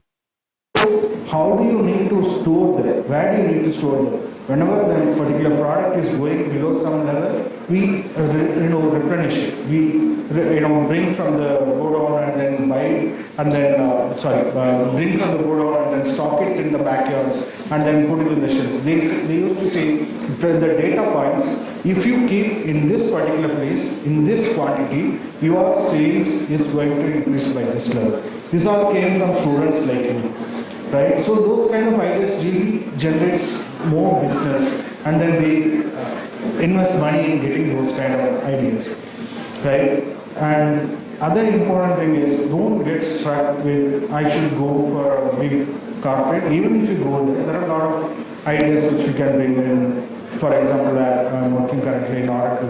A lot of ideas come from fresh minds like you. We hire from campuses. Most of the ideas come from students like you. There's a saying also, right? We start using day-to-day, the daily activities are so regular, we got used to that. Our thinking capacity reduces over a period of time. People like you with fresh blood, fresh thinking, come up with a lot of ideas, right? And there is a saying where in a third standard teacher, she has put a white mark in the board and asked the students, what is this? There were like hundreds of ideas came from the third standard students. It's a top angle of a lamp post, this is this, that, and all they were telling, because they don't have the fear. They don't think whether it's a stupid idea, whether if I say this, whether my teacher is going to laugh at me, whether they will humiliate me. They have no fear, nothing in the third standard. But when we grow, and they took it to the 8th standard, 10th standard, 12th standard, they had the fear, what is this? I don't know. Suddenly man is putting some dot in the board and asking, maybe I don't know, I missed the class, or she's asking some question. Right? That kind of fear slowly builds in you. But you are entering into a world which is from college to the real world.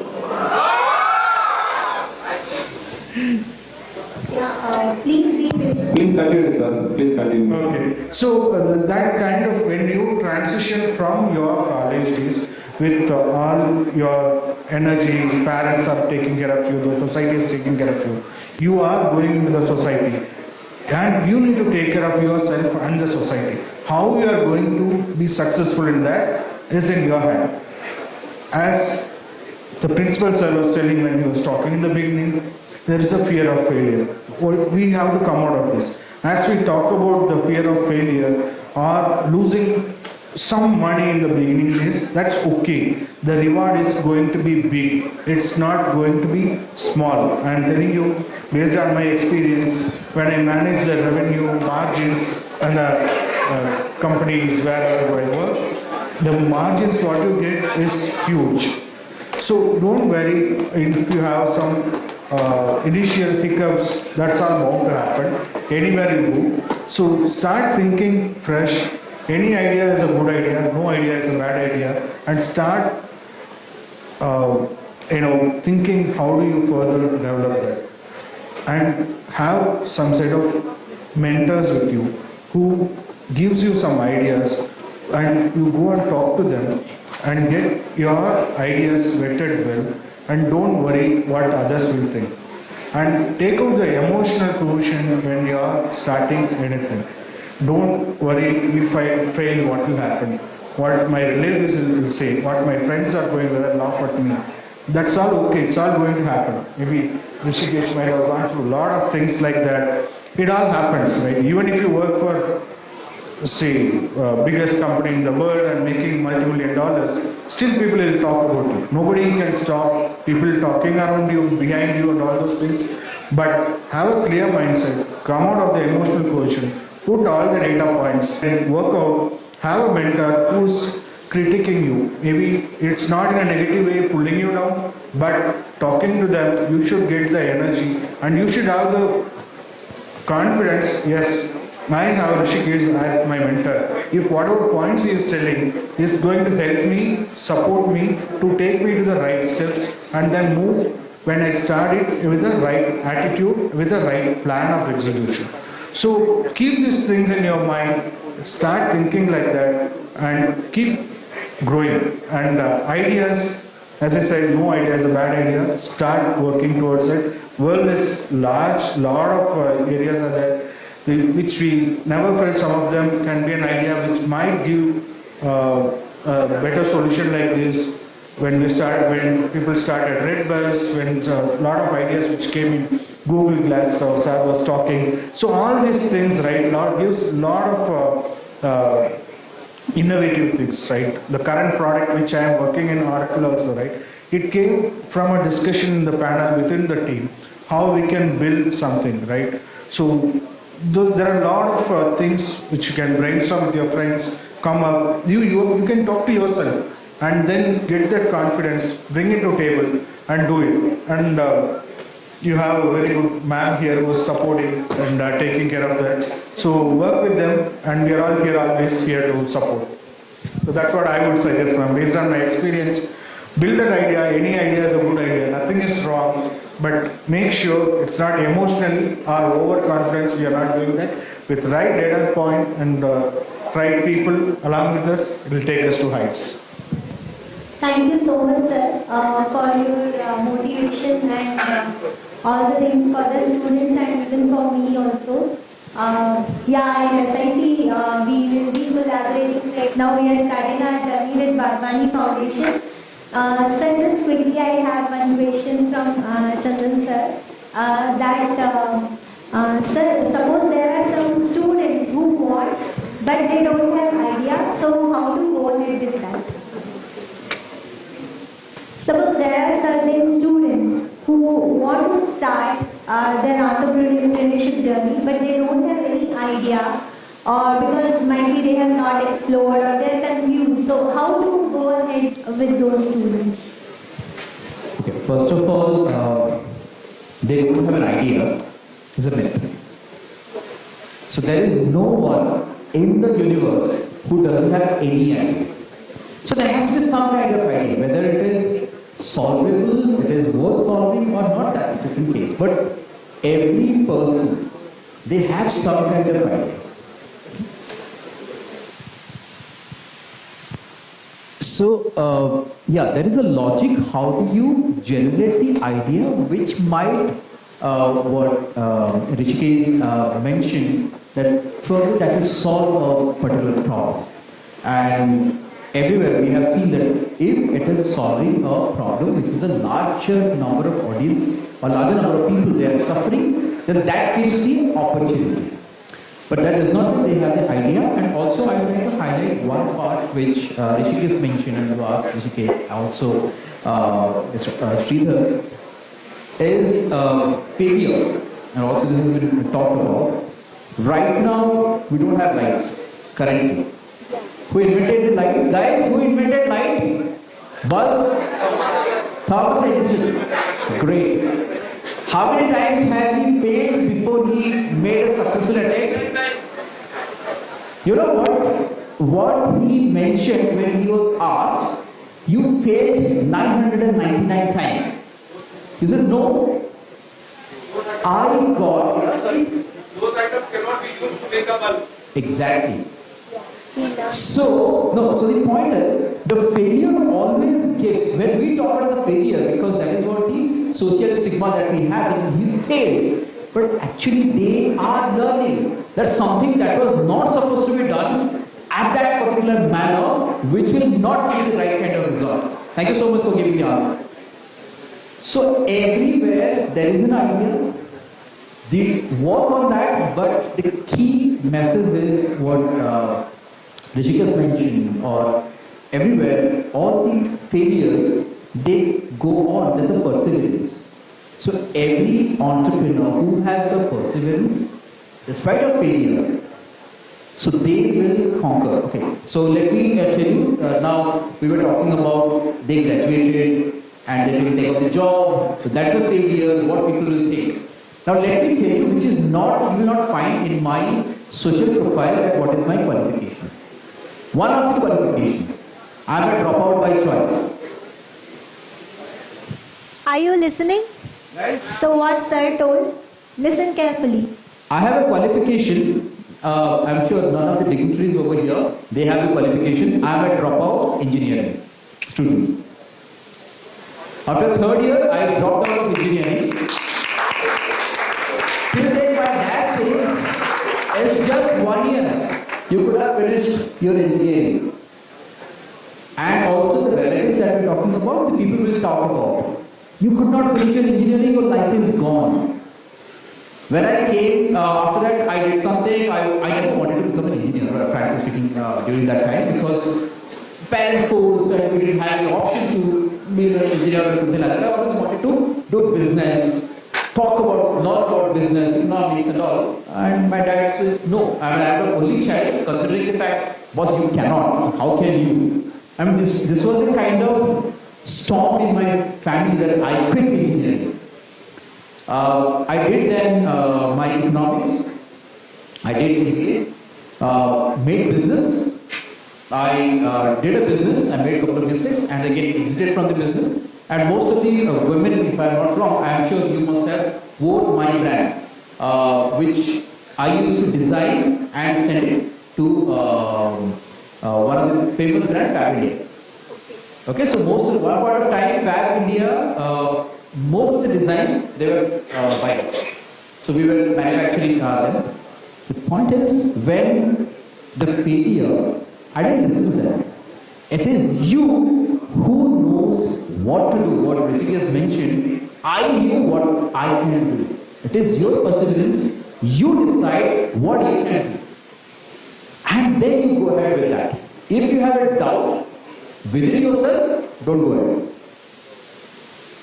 So take that out, perseverance, continue with the same stuff, and then you will find what you want to achieve. Thank you. So I think what we all need is passion, okay, and a right direction, obviously, which we are here to give you people. You must have passion. Every failure, take it as a learning.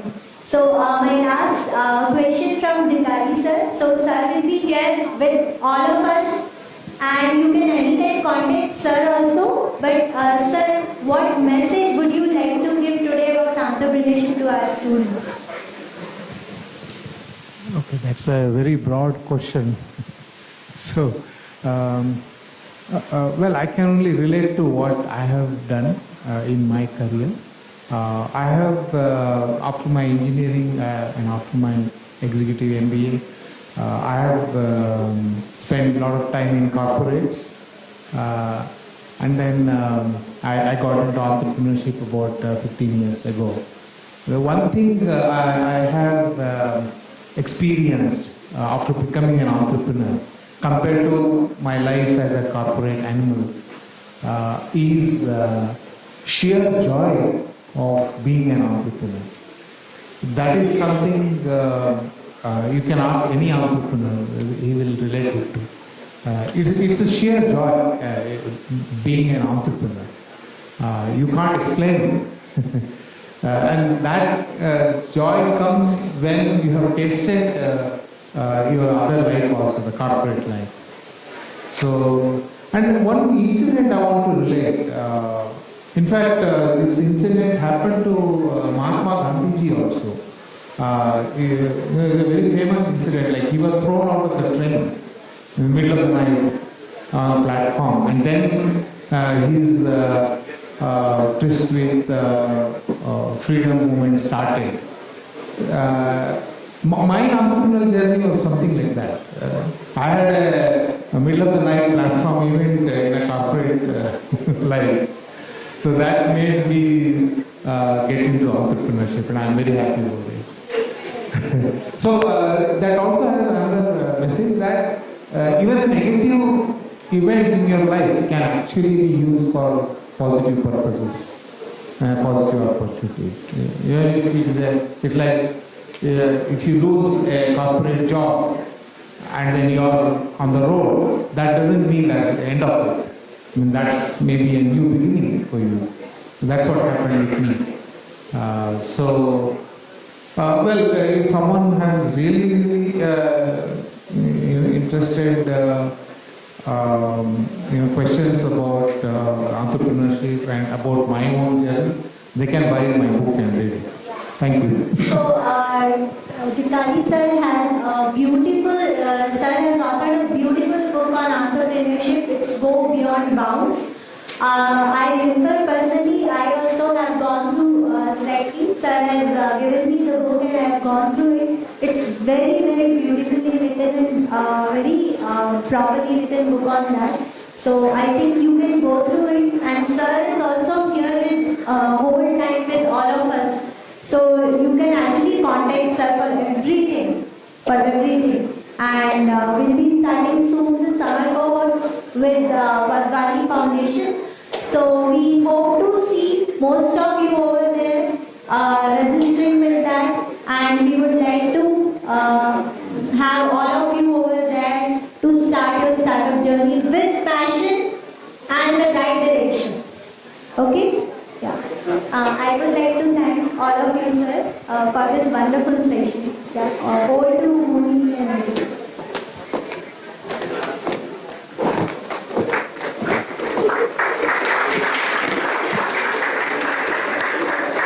As we near the end of this incredible event, we'd like to express our heartfelt gratitude on each and every one of you for gracing us with your presence today. Your support and enthusiasm are vital in fostering a thriving startup culture. It gives me immense pride as a SICN and an RVITM student to host such an esteemed guest of panelists with us. Can we have a huge round of applause for all our panelists, ladies and gentlemen?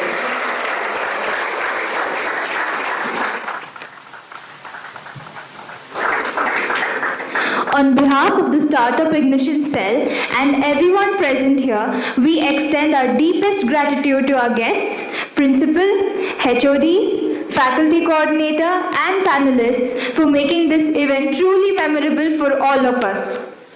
Last but not the least, a big thank you to all our engaging audience, volunteers Lakshman Anna, Neil, Isaac, and organizers who have worked tirelessly to make this event a grand success. With that, we conclude this grand inaugural event of Startup Ignition Cell. Let's continue to innovate, ignite ideas, and drive the startup ecosystem forward. Once again, we'd like to thank Rishikesh sir, Sridhar sir, Chandan sir, and Shashidhar sir for being a part of this event. As we leave here today, let's remember the seeds of innovation we sow today will blossom into a brighter tomorrow. Thank you and have a wonderful day. Signing off as your host for now, the VPs of Public Relation, Mohini and Lochan. Thank you. And I'd request all the SICians to stay back for a quick photographic session. Thank you. Any students are having questions from any of our guests? Any of you who would like to clarify anything with them, or have any doubts in your mind?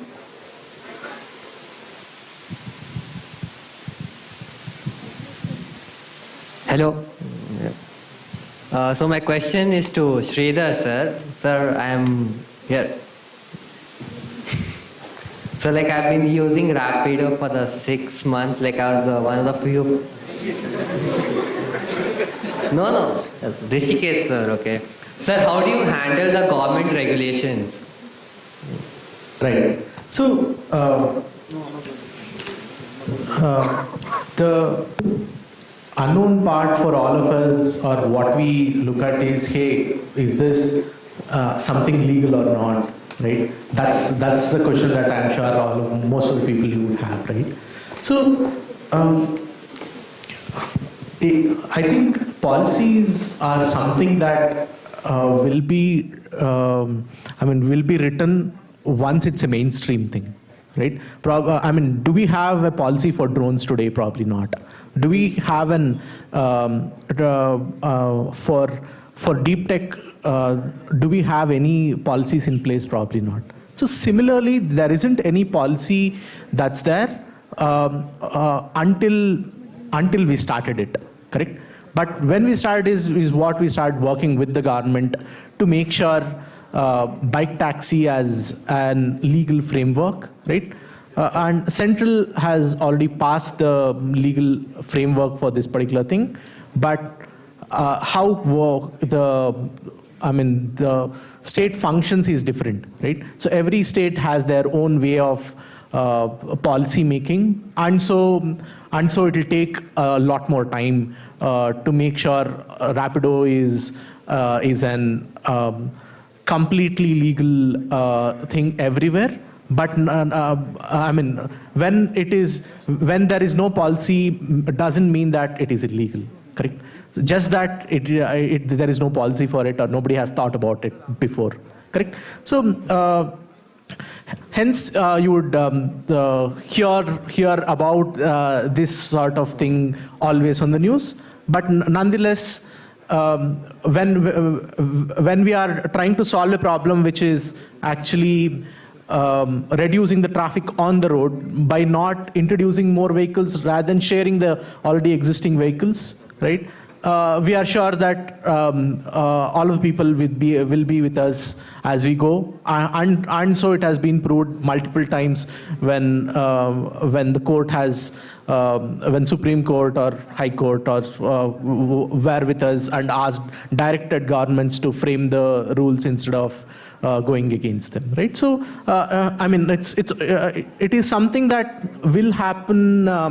It's not an end for it, but yeah, it's an ongoing thing that'll be there. But nonetheless, what we believe is today we clock in somewhere around 10 lakh rides, more than 10 lakh rides a day. Used to be only bike, but now we already also have autos into this thing, and probably more in the future as well. So, like, how do you deal with unions? Like, they have big political muscles with them too. Right. So, I think any union would understand when they start understanding that. In fact, we are creating more opportunity than eating their opportunity. I think they would stop it on their own, right? Because probably back then an private transportation service in 2013 or 2000 until maybe 2016 or so used to cost you maybe 20 rupees per kilometer or beyond. But today we were able to reduce that to 8 rupees or 10 rupees per kilometer. Correct? So in fact, I'm sure that most of you guys wouldn't have installed the app if at all the price wasn't that attractive, isn't it? So we are creating a larger opportunity for people. Just that if the use case is going alone, you'll probably choose a bike. If the use case is going with your friends, probably you'll choose an auto. Right? And more, which is, all of these unions are also part of the system as well, right? Sir, like the previous week I was traveling by Rapido. So there was this guy who just passed out 10th and he was my pilot. So how do you deal with that part? Come again? I couldn't hear you. So the previous week I booked a Rapido pilot. So that guy was just a 10th pass out, bearing 16 to 17 years. And he didn't have the license. He just took his friends and he was just taking me with him to my destination. Correct, yeah. So like, how do you make it more authentic? Like the driving part, like, because I need to be safe, right, ultimately. Right, for sure. We don't encourage anyone below 18 to actually, and also not having license and all of it. Right. These are probably loopholes where, on scale this comes in, right? So we are, the only thing that we are, all that we are trying to do is tighten up our onboarding process much tighter so that there are lesser chances of these loopholes, right? That's a problem to solve for, correct? So these are these are day in and day out problems that we deal with. Probably somebody takes some other bike and comes in, or whatever the other problems is, right? So we would expect it to be it's a two-way communication where we expect the customers to report and we act on it immediately, right? If at all it's already happened, correct? If at all it's not happened, we are doing all things to make sure it doesn't happen as well, right? So we have around the clock security, safety team who actually gives you a call after 10 o'clock if somebody is taking a ride after 10 o'clock. We'll make sure we call them and ask if they have actually reached safe or not, if at all they are idle for some more time, right? So we do things which are in control to make it possible, right? So of course, when we are clocking in millions of rides or crores of rides in a month, there are chances that some unfortunate events happen. And also, sir, like, how do you encourage females to travel more in Rapido with the traditional stereotype? Correct. So we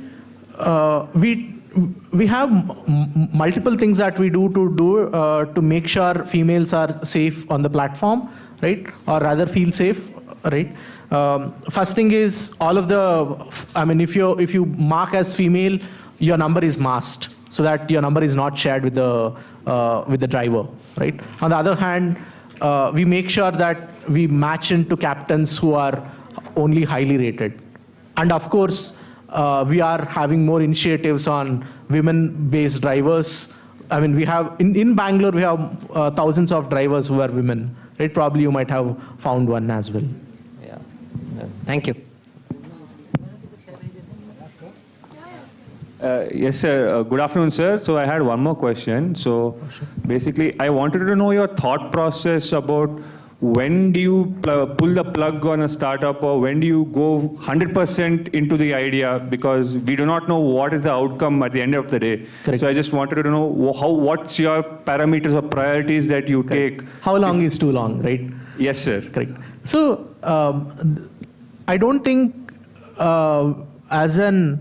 as a person, I don't think we could do something half-heartedly, right?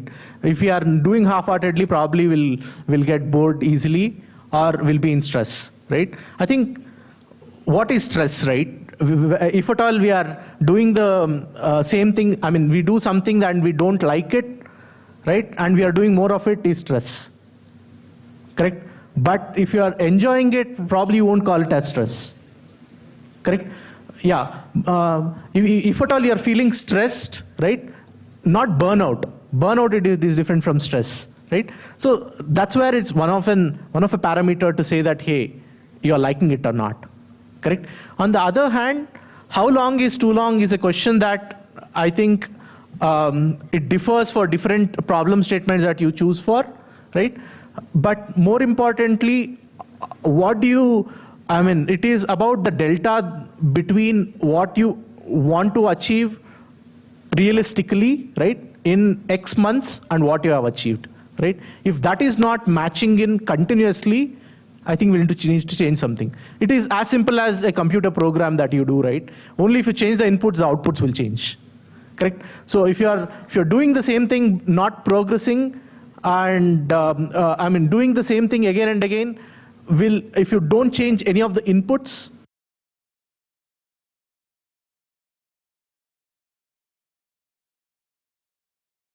in my case, where we stopped, we stopped 2 of the services, right?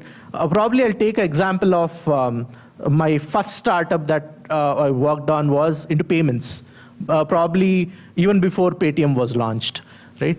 So we wanted to, our goal was to send money from one Nokia basic phone to another Nokia basic phone, which was probably not possible. Even today, it's not possible, in fact, right? So we started with that particular idea, and we went ahead building a solution, and luckily we were able to achieve it, correct?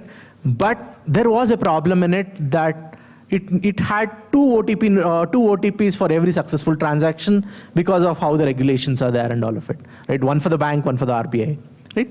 So we realized, okay, hey, we are trying to solve one problem which is not in our control. Probably RBI has that control to say, hey, let's take off one OTP to enable this, right? We could have waited for it until UPI launched probably in 2017. We launched it in 2013, right? We knew that that's not in our control to do, and probably maybe we will wait forever for government to react and make it. In fact, we had to, like I was saying, we have to go all in to do it, right? So we did go to somebody who is in IIT Madras, the professor in IIT Madras. We went him, took an appointment, sat with him to understand what IMPS was and how IMPS would work, because he was the person who suggested IMPS to the RBI. Right? So we figured out who that particular person was, went to him, took an appointment, waited morning till evening until he shows up, right? And we spoke to him. He clearly told me one thing: hey, there is something that I have also trying to do the same with RBI, and it's called United Payments Interface, right?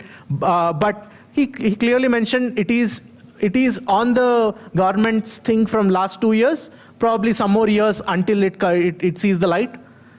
If you are wanting to wait for it, right? It is about finding the right people, or finding the right people and being shameless to go to them, right? Or fearless or shameless, probably. Shameless or shyless. To go to them and ask, hey, this is my problem, this is what I'm trying to do, what do you think about it? The more perspectives you hear, the more you'll understand what you're doing is right or not, and the probability of you taking a right decision will increase, that's all.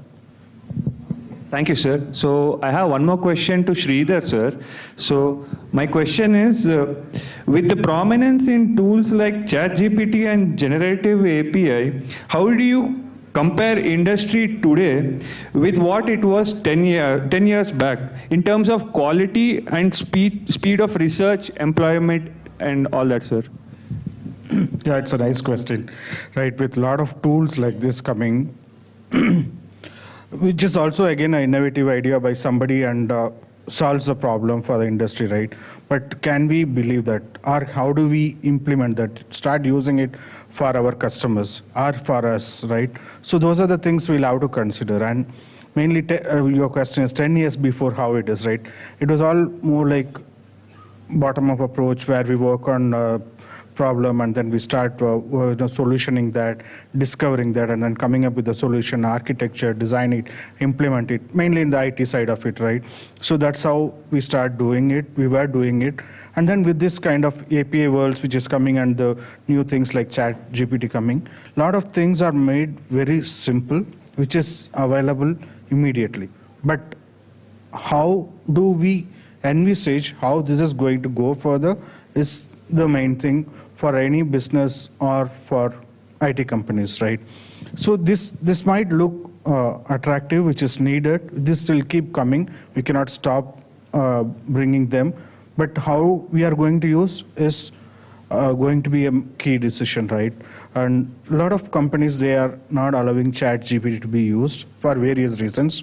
As an individual, what I feel is like a lot of sensitive information might be shared across, might be used by these tools, which may not be in good taste or which may not be right to do, because we keep a lot of confidential data and then personal data, and that should not be going out. But saying that these tools will be good for us in the growth, innovation, this more and more that like this are going to come. In the last 10 years, as we progressed, I'm there in the industry for the last 25 years, what I'm seeing is a lot of new things keeps coming. When the internet boom happened, people are worried how this is going to affect us, how we are going to do this, right? And then when we started moving forward, a lot of things evolved over a period of time, like Rishikesh was telling. We don't have even the legal, how we are going to legally handle this. Is that a legal thing to do? First of all, we don't even know that. And the people who are forming the structure for this, we don't know how do we use it, right? We used to have, even now in European countries, when we are working with customers, we have to hide the personal information. I cannot use that even from our own teams for testing purpose. We have data masking tools which hides the personal information. If Sridhar from X place, Y street, this postcode, I cannot identify with that personal data because it's very sensitive, and people cannot use that. So there are when we had to do that, when we have to share it with others, there are more ideas came, like data masking tools came in. And then when we have to move large volume of data from one to other, how we are going to do that. And there are even right now, there are a lot of marketing tools which are available. You might be getting calls from some financial institutions. We are giving it 0% interest. What is that rate of interest with no processing charge? Or you have this car, you can avail this new car coming in. How they are getting your data, how that is coming into them, how do they filter that? You have option for do not disturb customer. You can opt for a VIP customer status in which you can tell your service provider not to share your details. So like that, it will keep evolving. Innovations will come.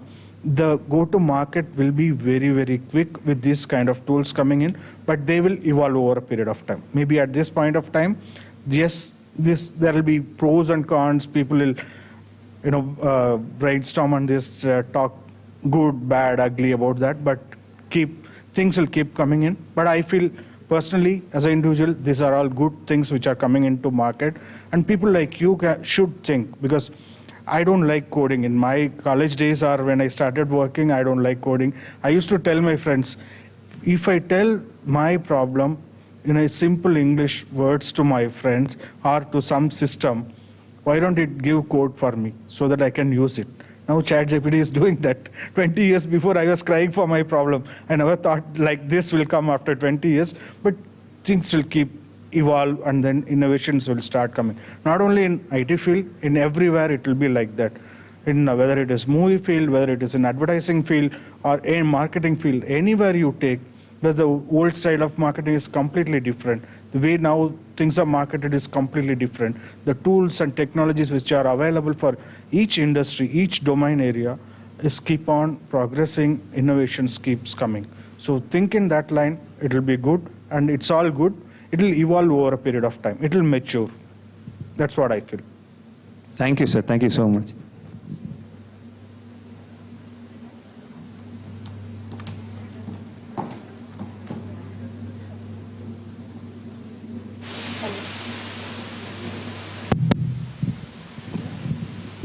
Hello, sir.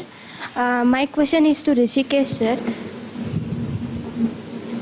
Yeah. Sir, you said you changed your startup for 2 times. Then, if we fail or if something goes wrong, and all of our colleagues will, the confidence level of us and belief for our colleagues also decreases. How would you manage that, sir? Great. So, tell me.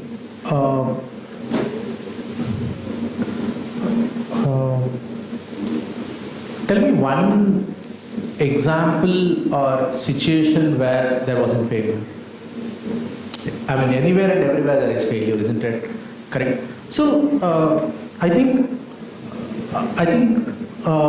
basically we give more preference to things that we don't know. Correct. So one such thing is this log kya kahenge, right? What will people say? Correct. So because we don't know what the people say, we'll give them more preference to that. Right? Once we stop doing, or rather once we focus on ourselves more than others, right? That equation changes altogether. Correct. So it is not that you fail once or how many number of times, right? If it is always about what people will say, right? It will. I mean, you would. I don't think you would ever try to do something different. Correct. So only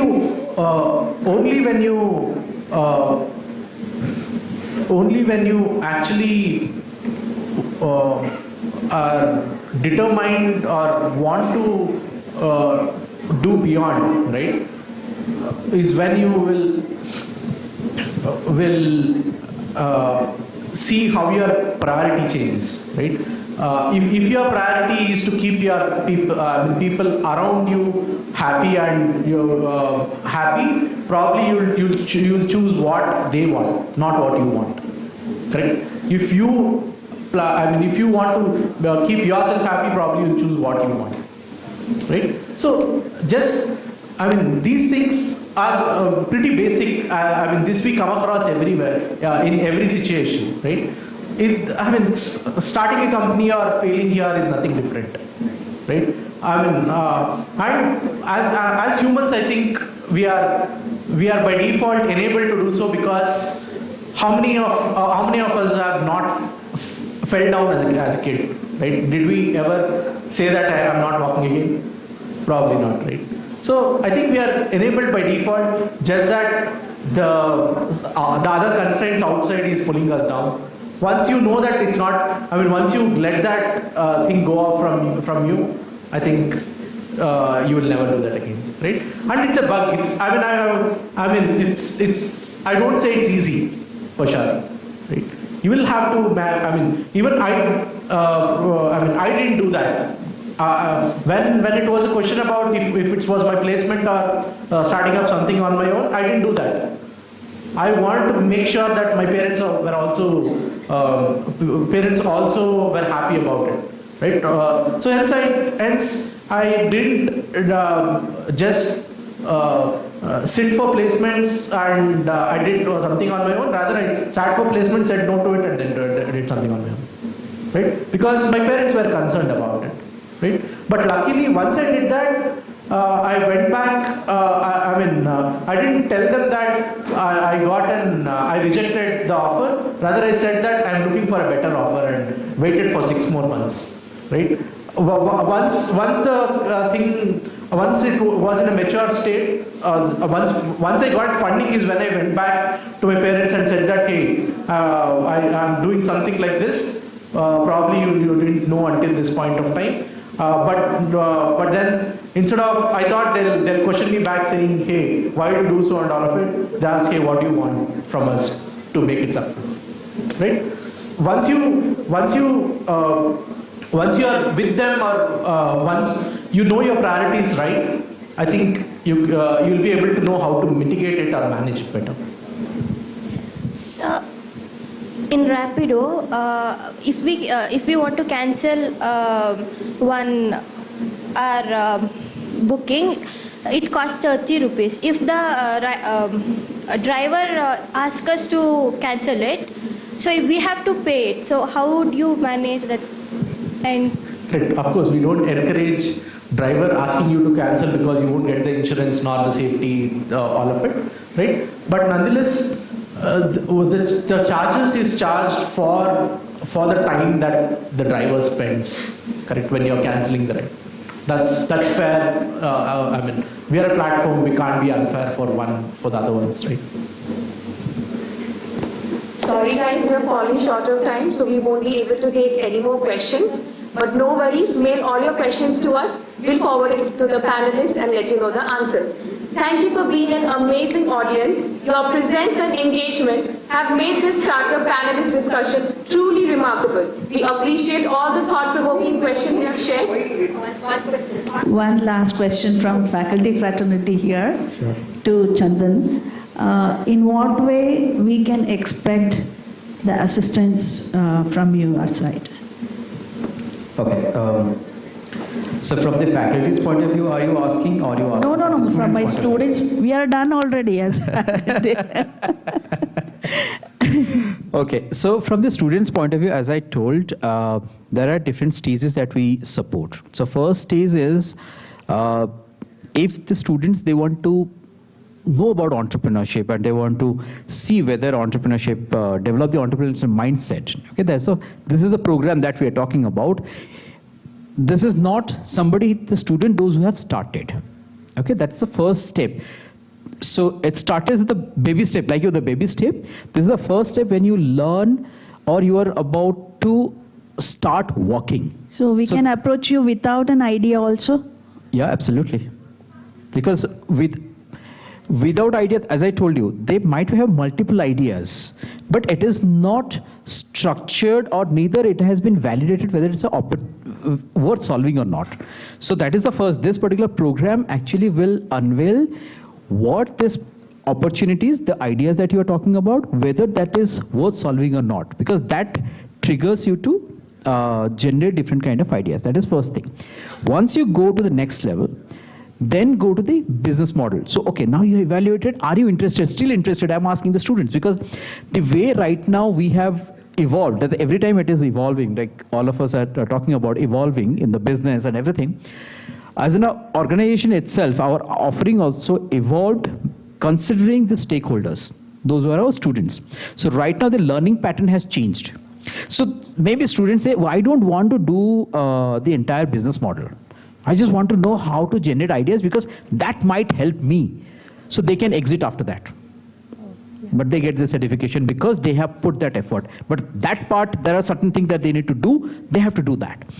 Once somebody is interested, now from the idea, let me put down the business model. How does that the business model looks like? What is it called? The first level of business model. Again, I am saying it is not that we are not expecting them to create an MVP. That's the third level. So if the business model, then we are going to support, they can continue with the business model level. So once the business model level comes, then certain students, they say, okay, now I'm happy, I don't want to continue now. Maybe I'll continue after 2 years. Some of them, they say, no, now I want to continue. Then the another program, which is the next level program, which continues from business model, create an MVP, and go to the market. So there are different stages. And somebody who has go to the market, if they want to approach, I'm talking about a purely student point of view. If at all they are in the, where they have, say, for example, our Vishak, he has already started. He wants to go to the next level. Suppose he wants to go for incubation or funding or whatsoever. So that is the last stage that we have support as well. So we have different segments for every step, different stakeholder. Based on their requirement, we have the product or services for them. So funding is also been given, or we don't fund, we help them, we connect them. They need to go, because before funding there are a lot of other stuff that you need to do. Correct. What just Rishikesh mentioned, and there was a question, why he has to change? Because when the rubber meets the road, everything looks, or maybe you have done a business model on your canvas, you have reiterated multiple times, does not mean when you start your business it will work out. There are a lot of other challenges you know when you actually start your business. So including government policies, exactly, schemes, various schemes. Absolutely. Okay. How about the marketing assistance towards that? Is also there. Go to market. That's what I told you. Go to market. So go to market. What are the steps that you need to do? I mean, are you going to go to the traditional way? Why? I mean, right now nobody talks about the traditional way. So this is the age of Insta. If your customer segment are youngsters, put everything on an Insta short video, 1 minute or some seconds, 20 seconds, 30 seconds, they'll be ready. If you are creating something, a lot of stuff to read, will you guys read? No, they will not read. They'll look at the video, oh, okay, this is interesting, let me click. And that too within 30 seconds, not even 30 seconds, 10 seconds, it tells them whether I want to watch this 30-second video or not, to be precise. So that is how your marketing inputs, marketing strategies also need to, because whom are you considering? If they are considering me as a customer, my segment, okay, I can watch, okay, 30 seconds, let me see, then I can think of, because we operate in a different mindset, they operate in a different mindset. So we have to think about that. And we'll give the tools and frameworks, who is your customer segment, and based on that, what kind of communication channel that you need to create. Also in this particular first session itself, we are focusing on the business model, channels, how are you going to interact with your customers? Because its interaction is not just to deliver your product or services, but also get the feedback. Because what he just mentioned, and Rishikesh mentioned a lot of things that he has done, he may not have gone through the formal structured training, but that exactly is been given as a what is a piece of cake for the students, because those informations is put in the framework related. So you need to go to the talk to the customer. Unless you go to the talk to customer, you went to the forum asking questions, because that is customer validation. If you fail to do the customer validation, then whatever you do, your chances of failure are very high, because he did the first basic step, which is validating from customer and understand whether that's a real problem or not. So those are the steps that will be covered in a structured manner, so that it becomes the chances, I would not say the success, they will become success, nobody can say that. The chances of failure reduces. Drastically come down.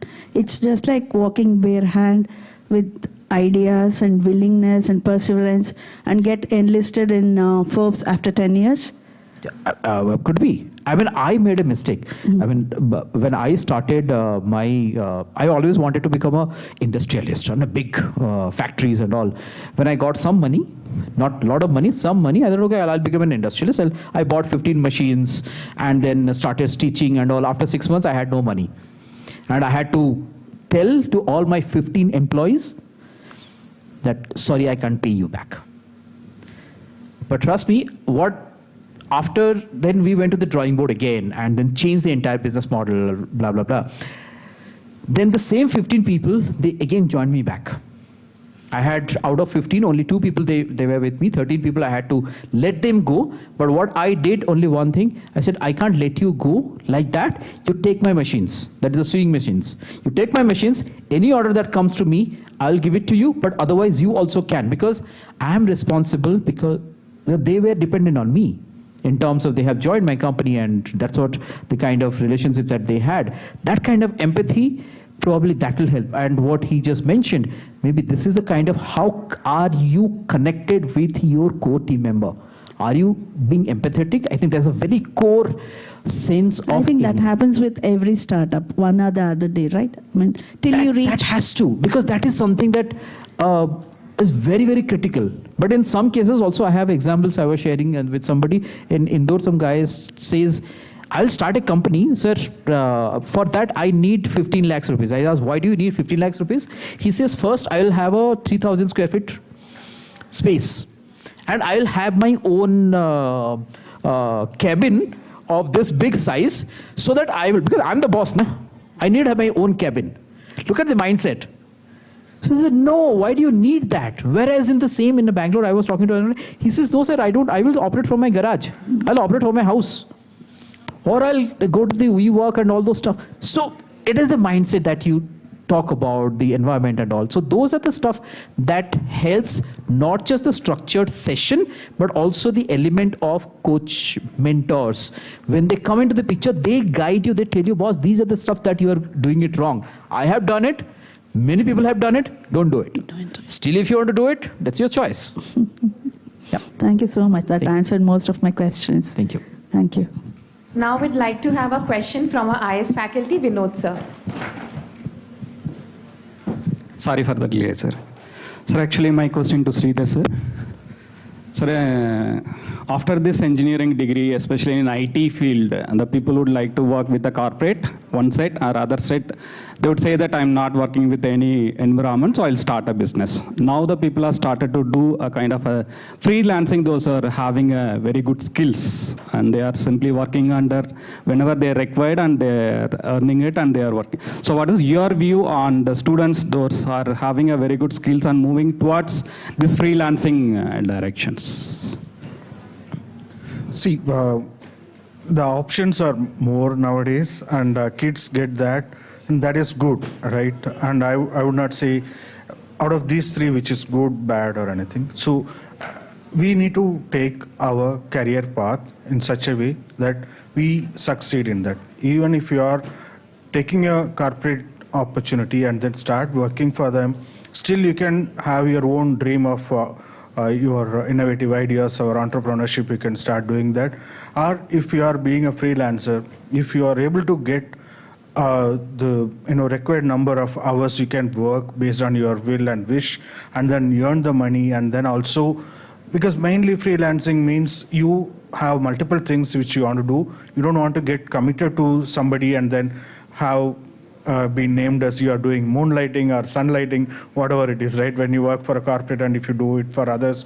So if you want to do multiple things and you have the capability when you are able to do that, please go ahead with that. So nothing wrong in that, but make sure that is your right career path and you are equipped for that, because it has its own merits as well as demerits. Like I said, how you are going to get the opportunity.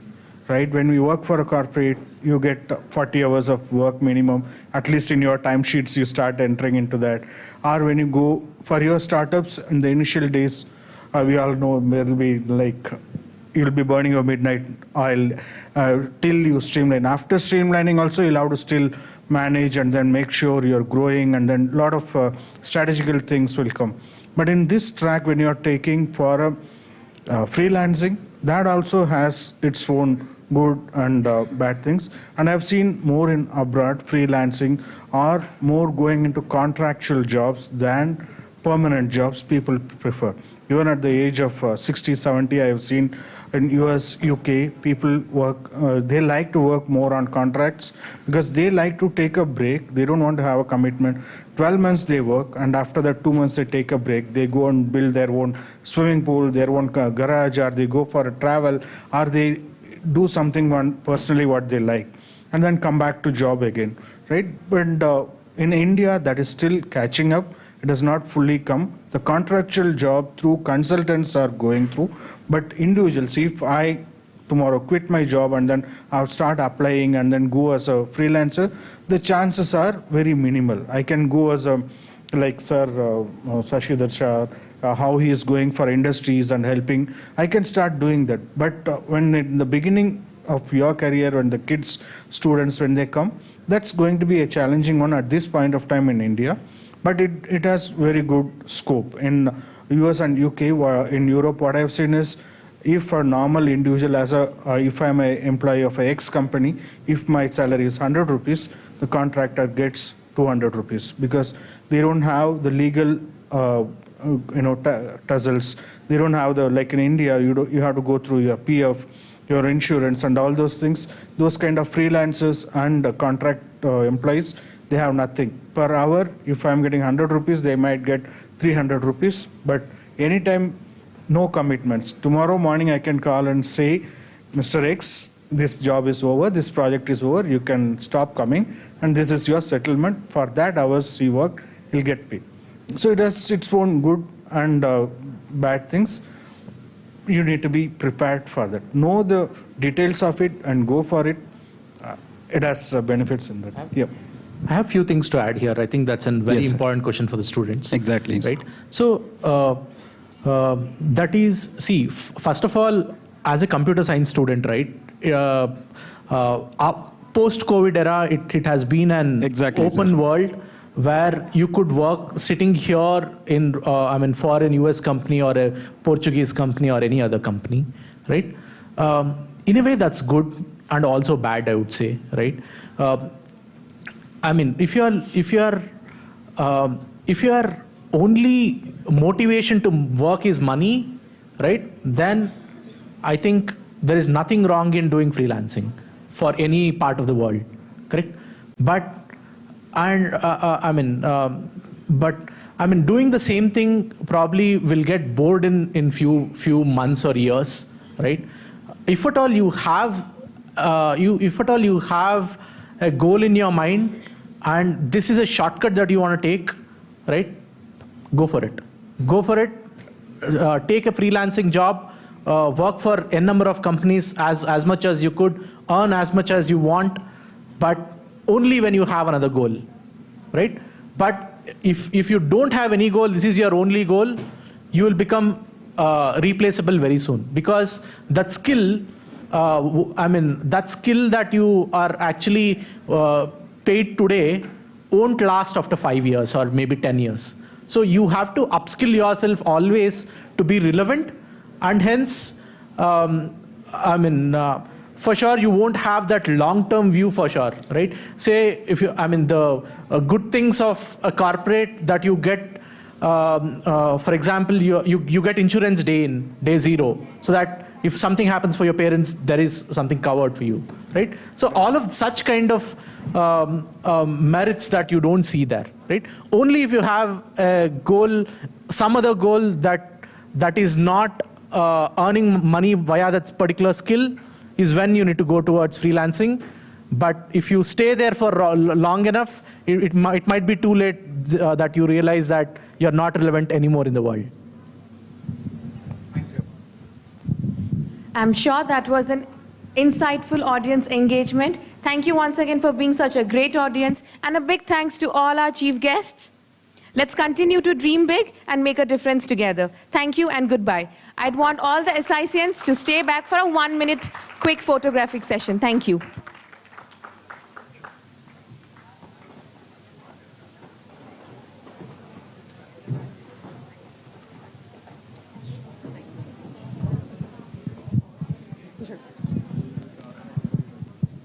Thank you, sir.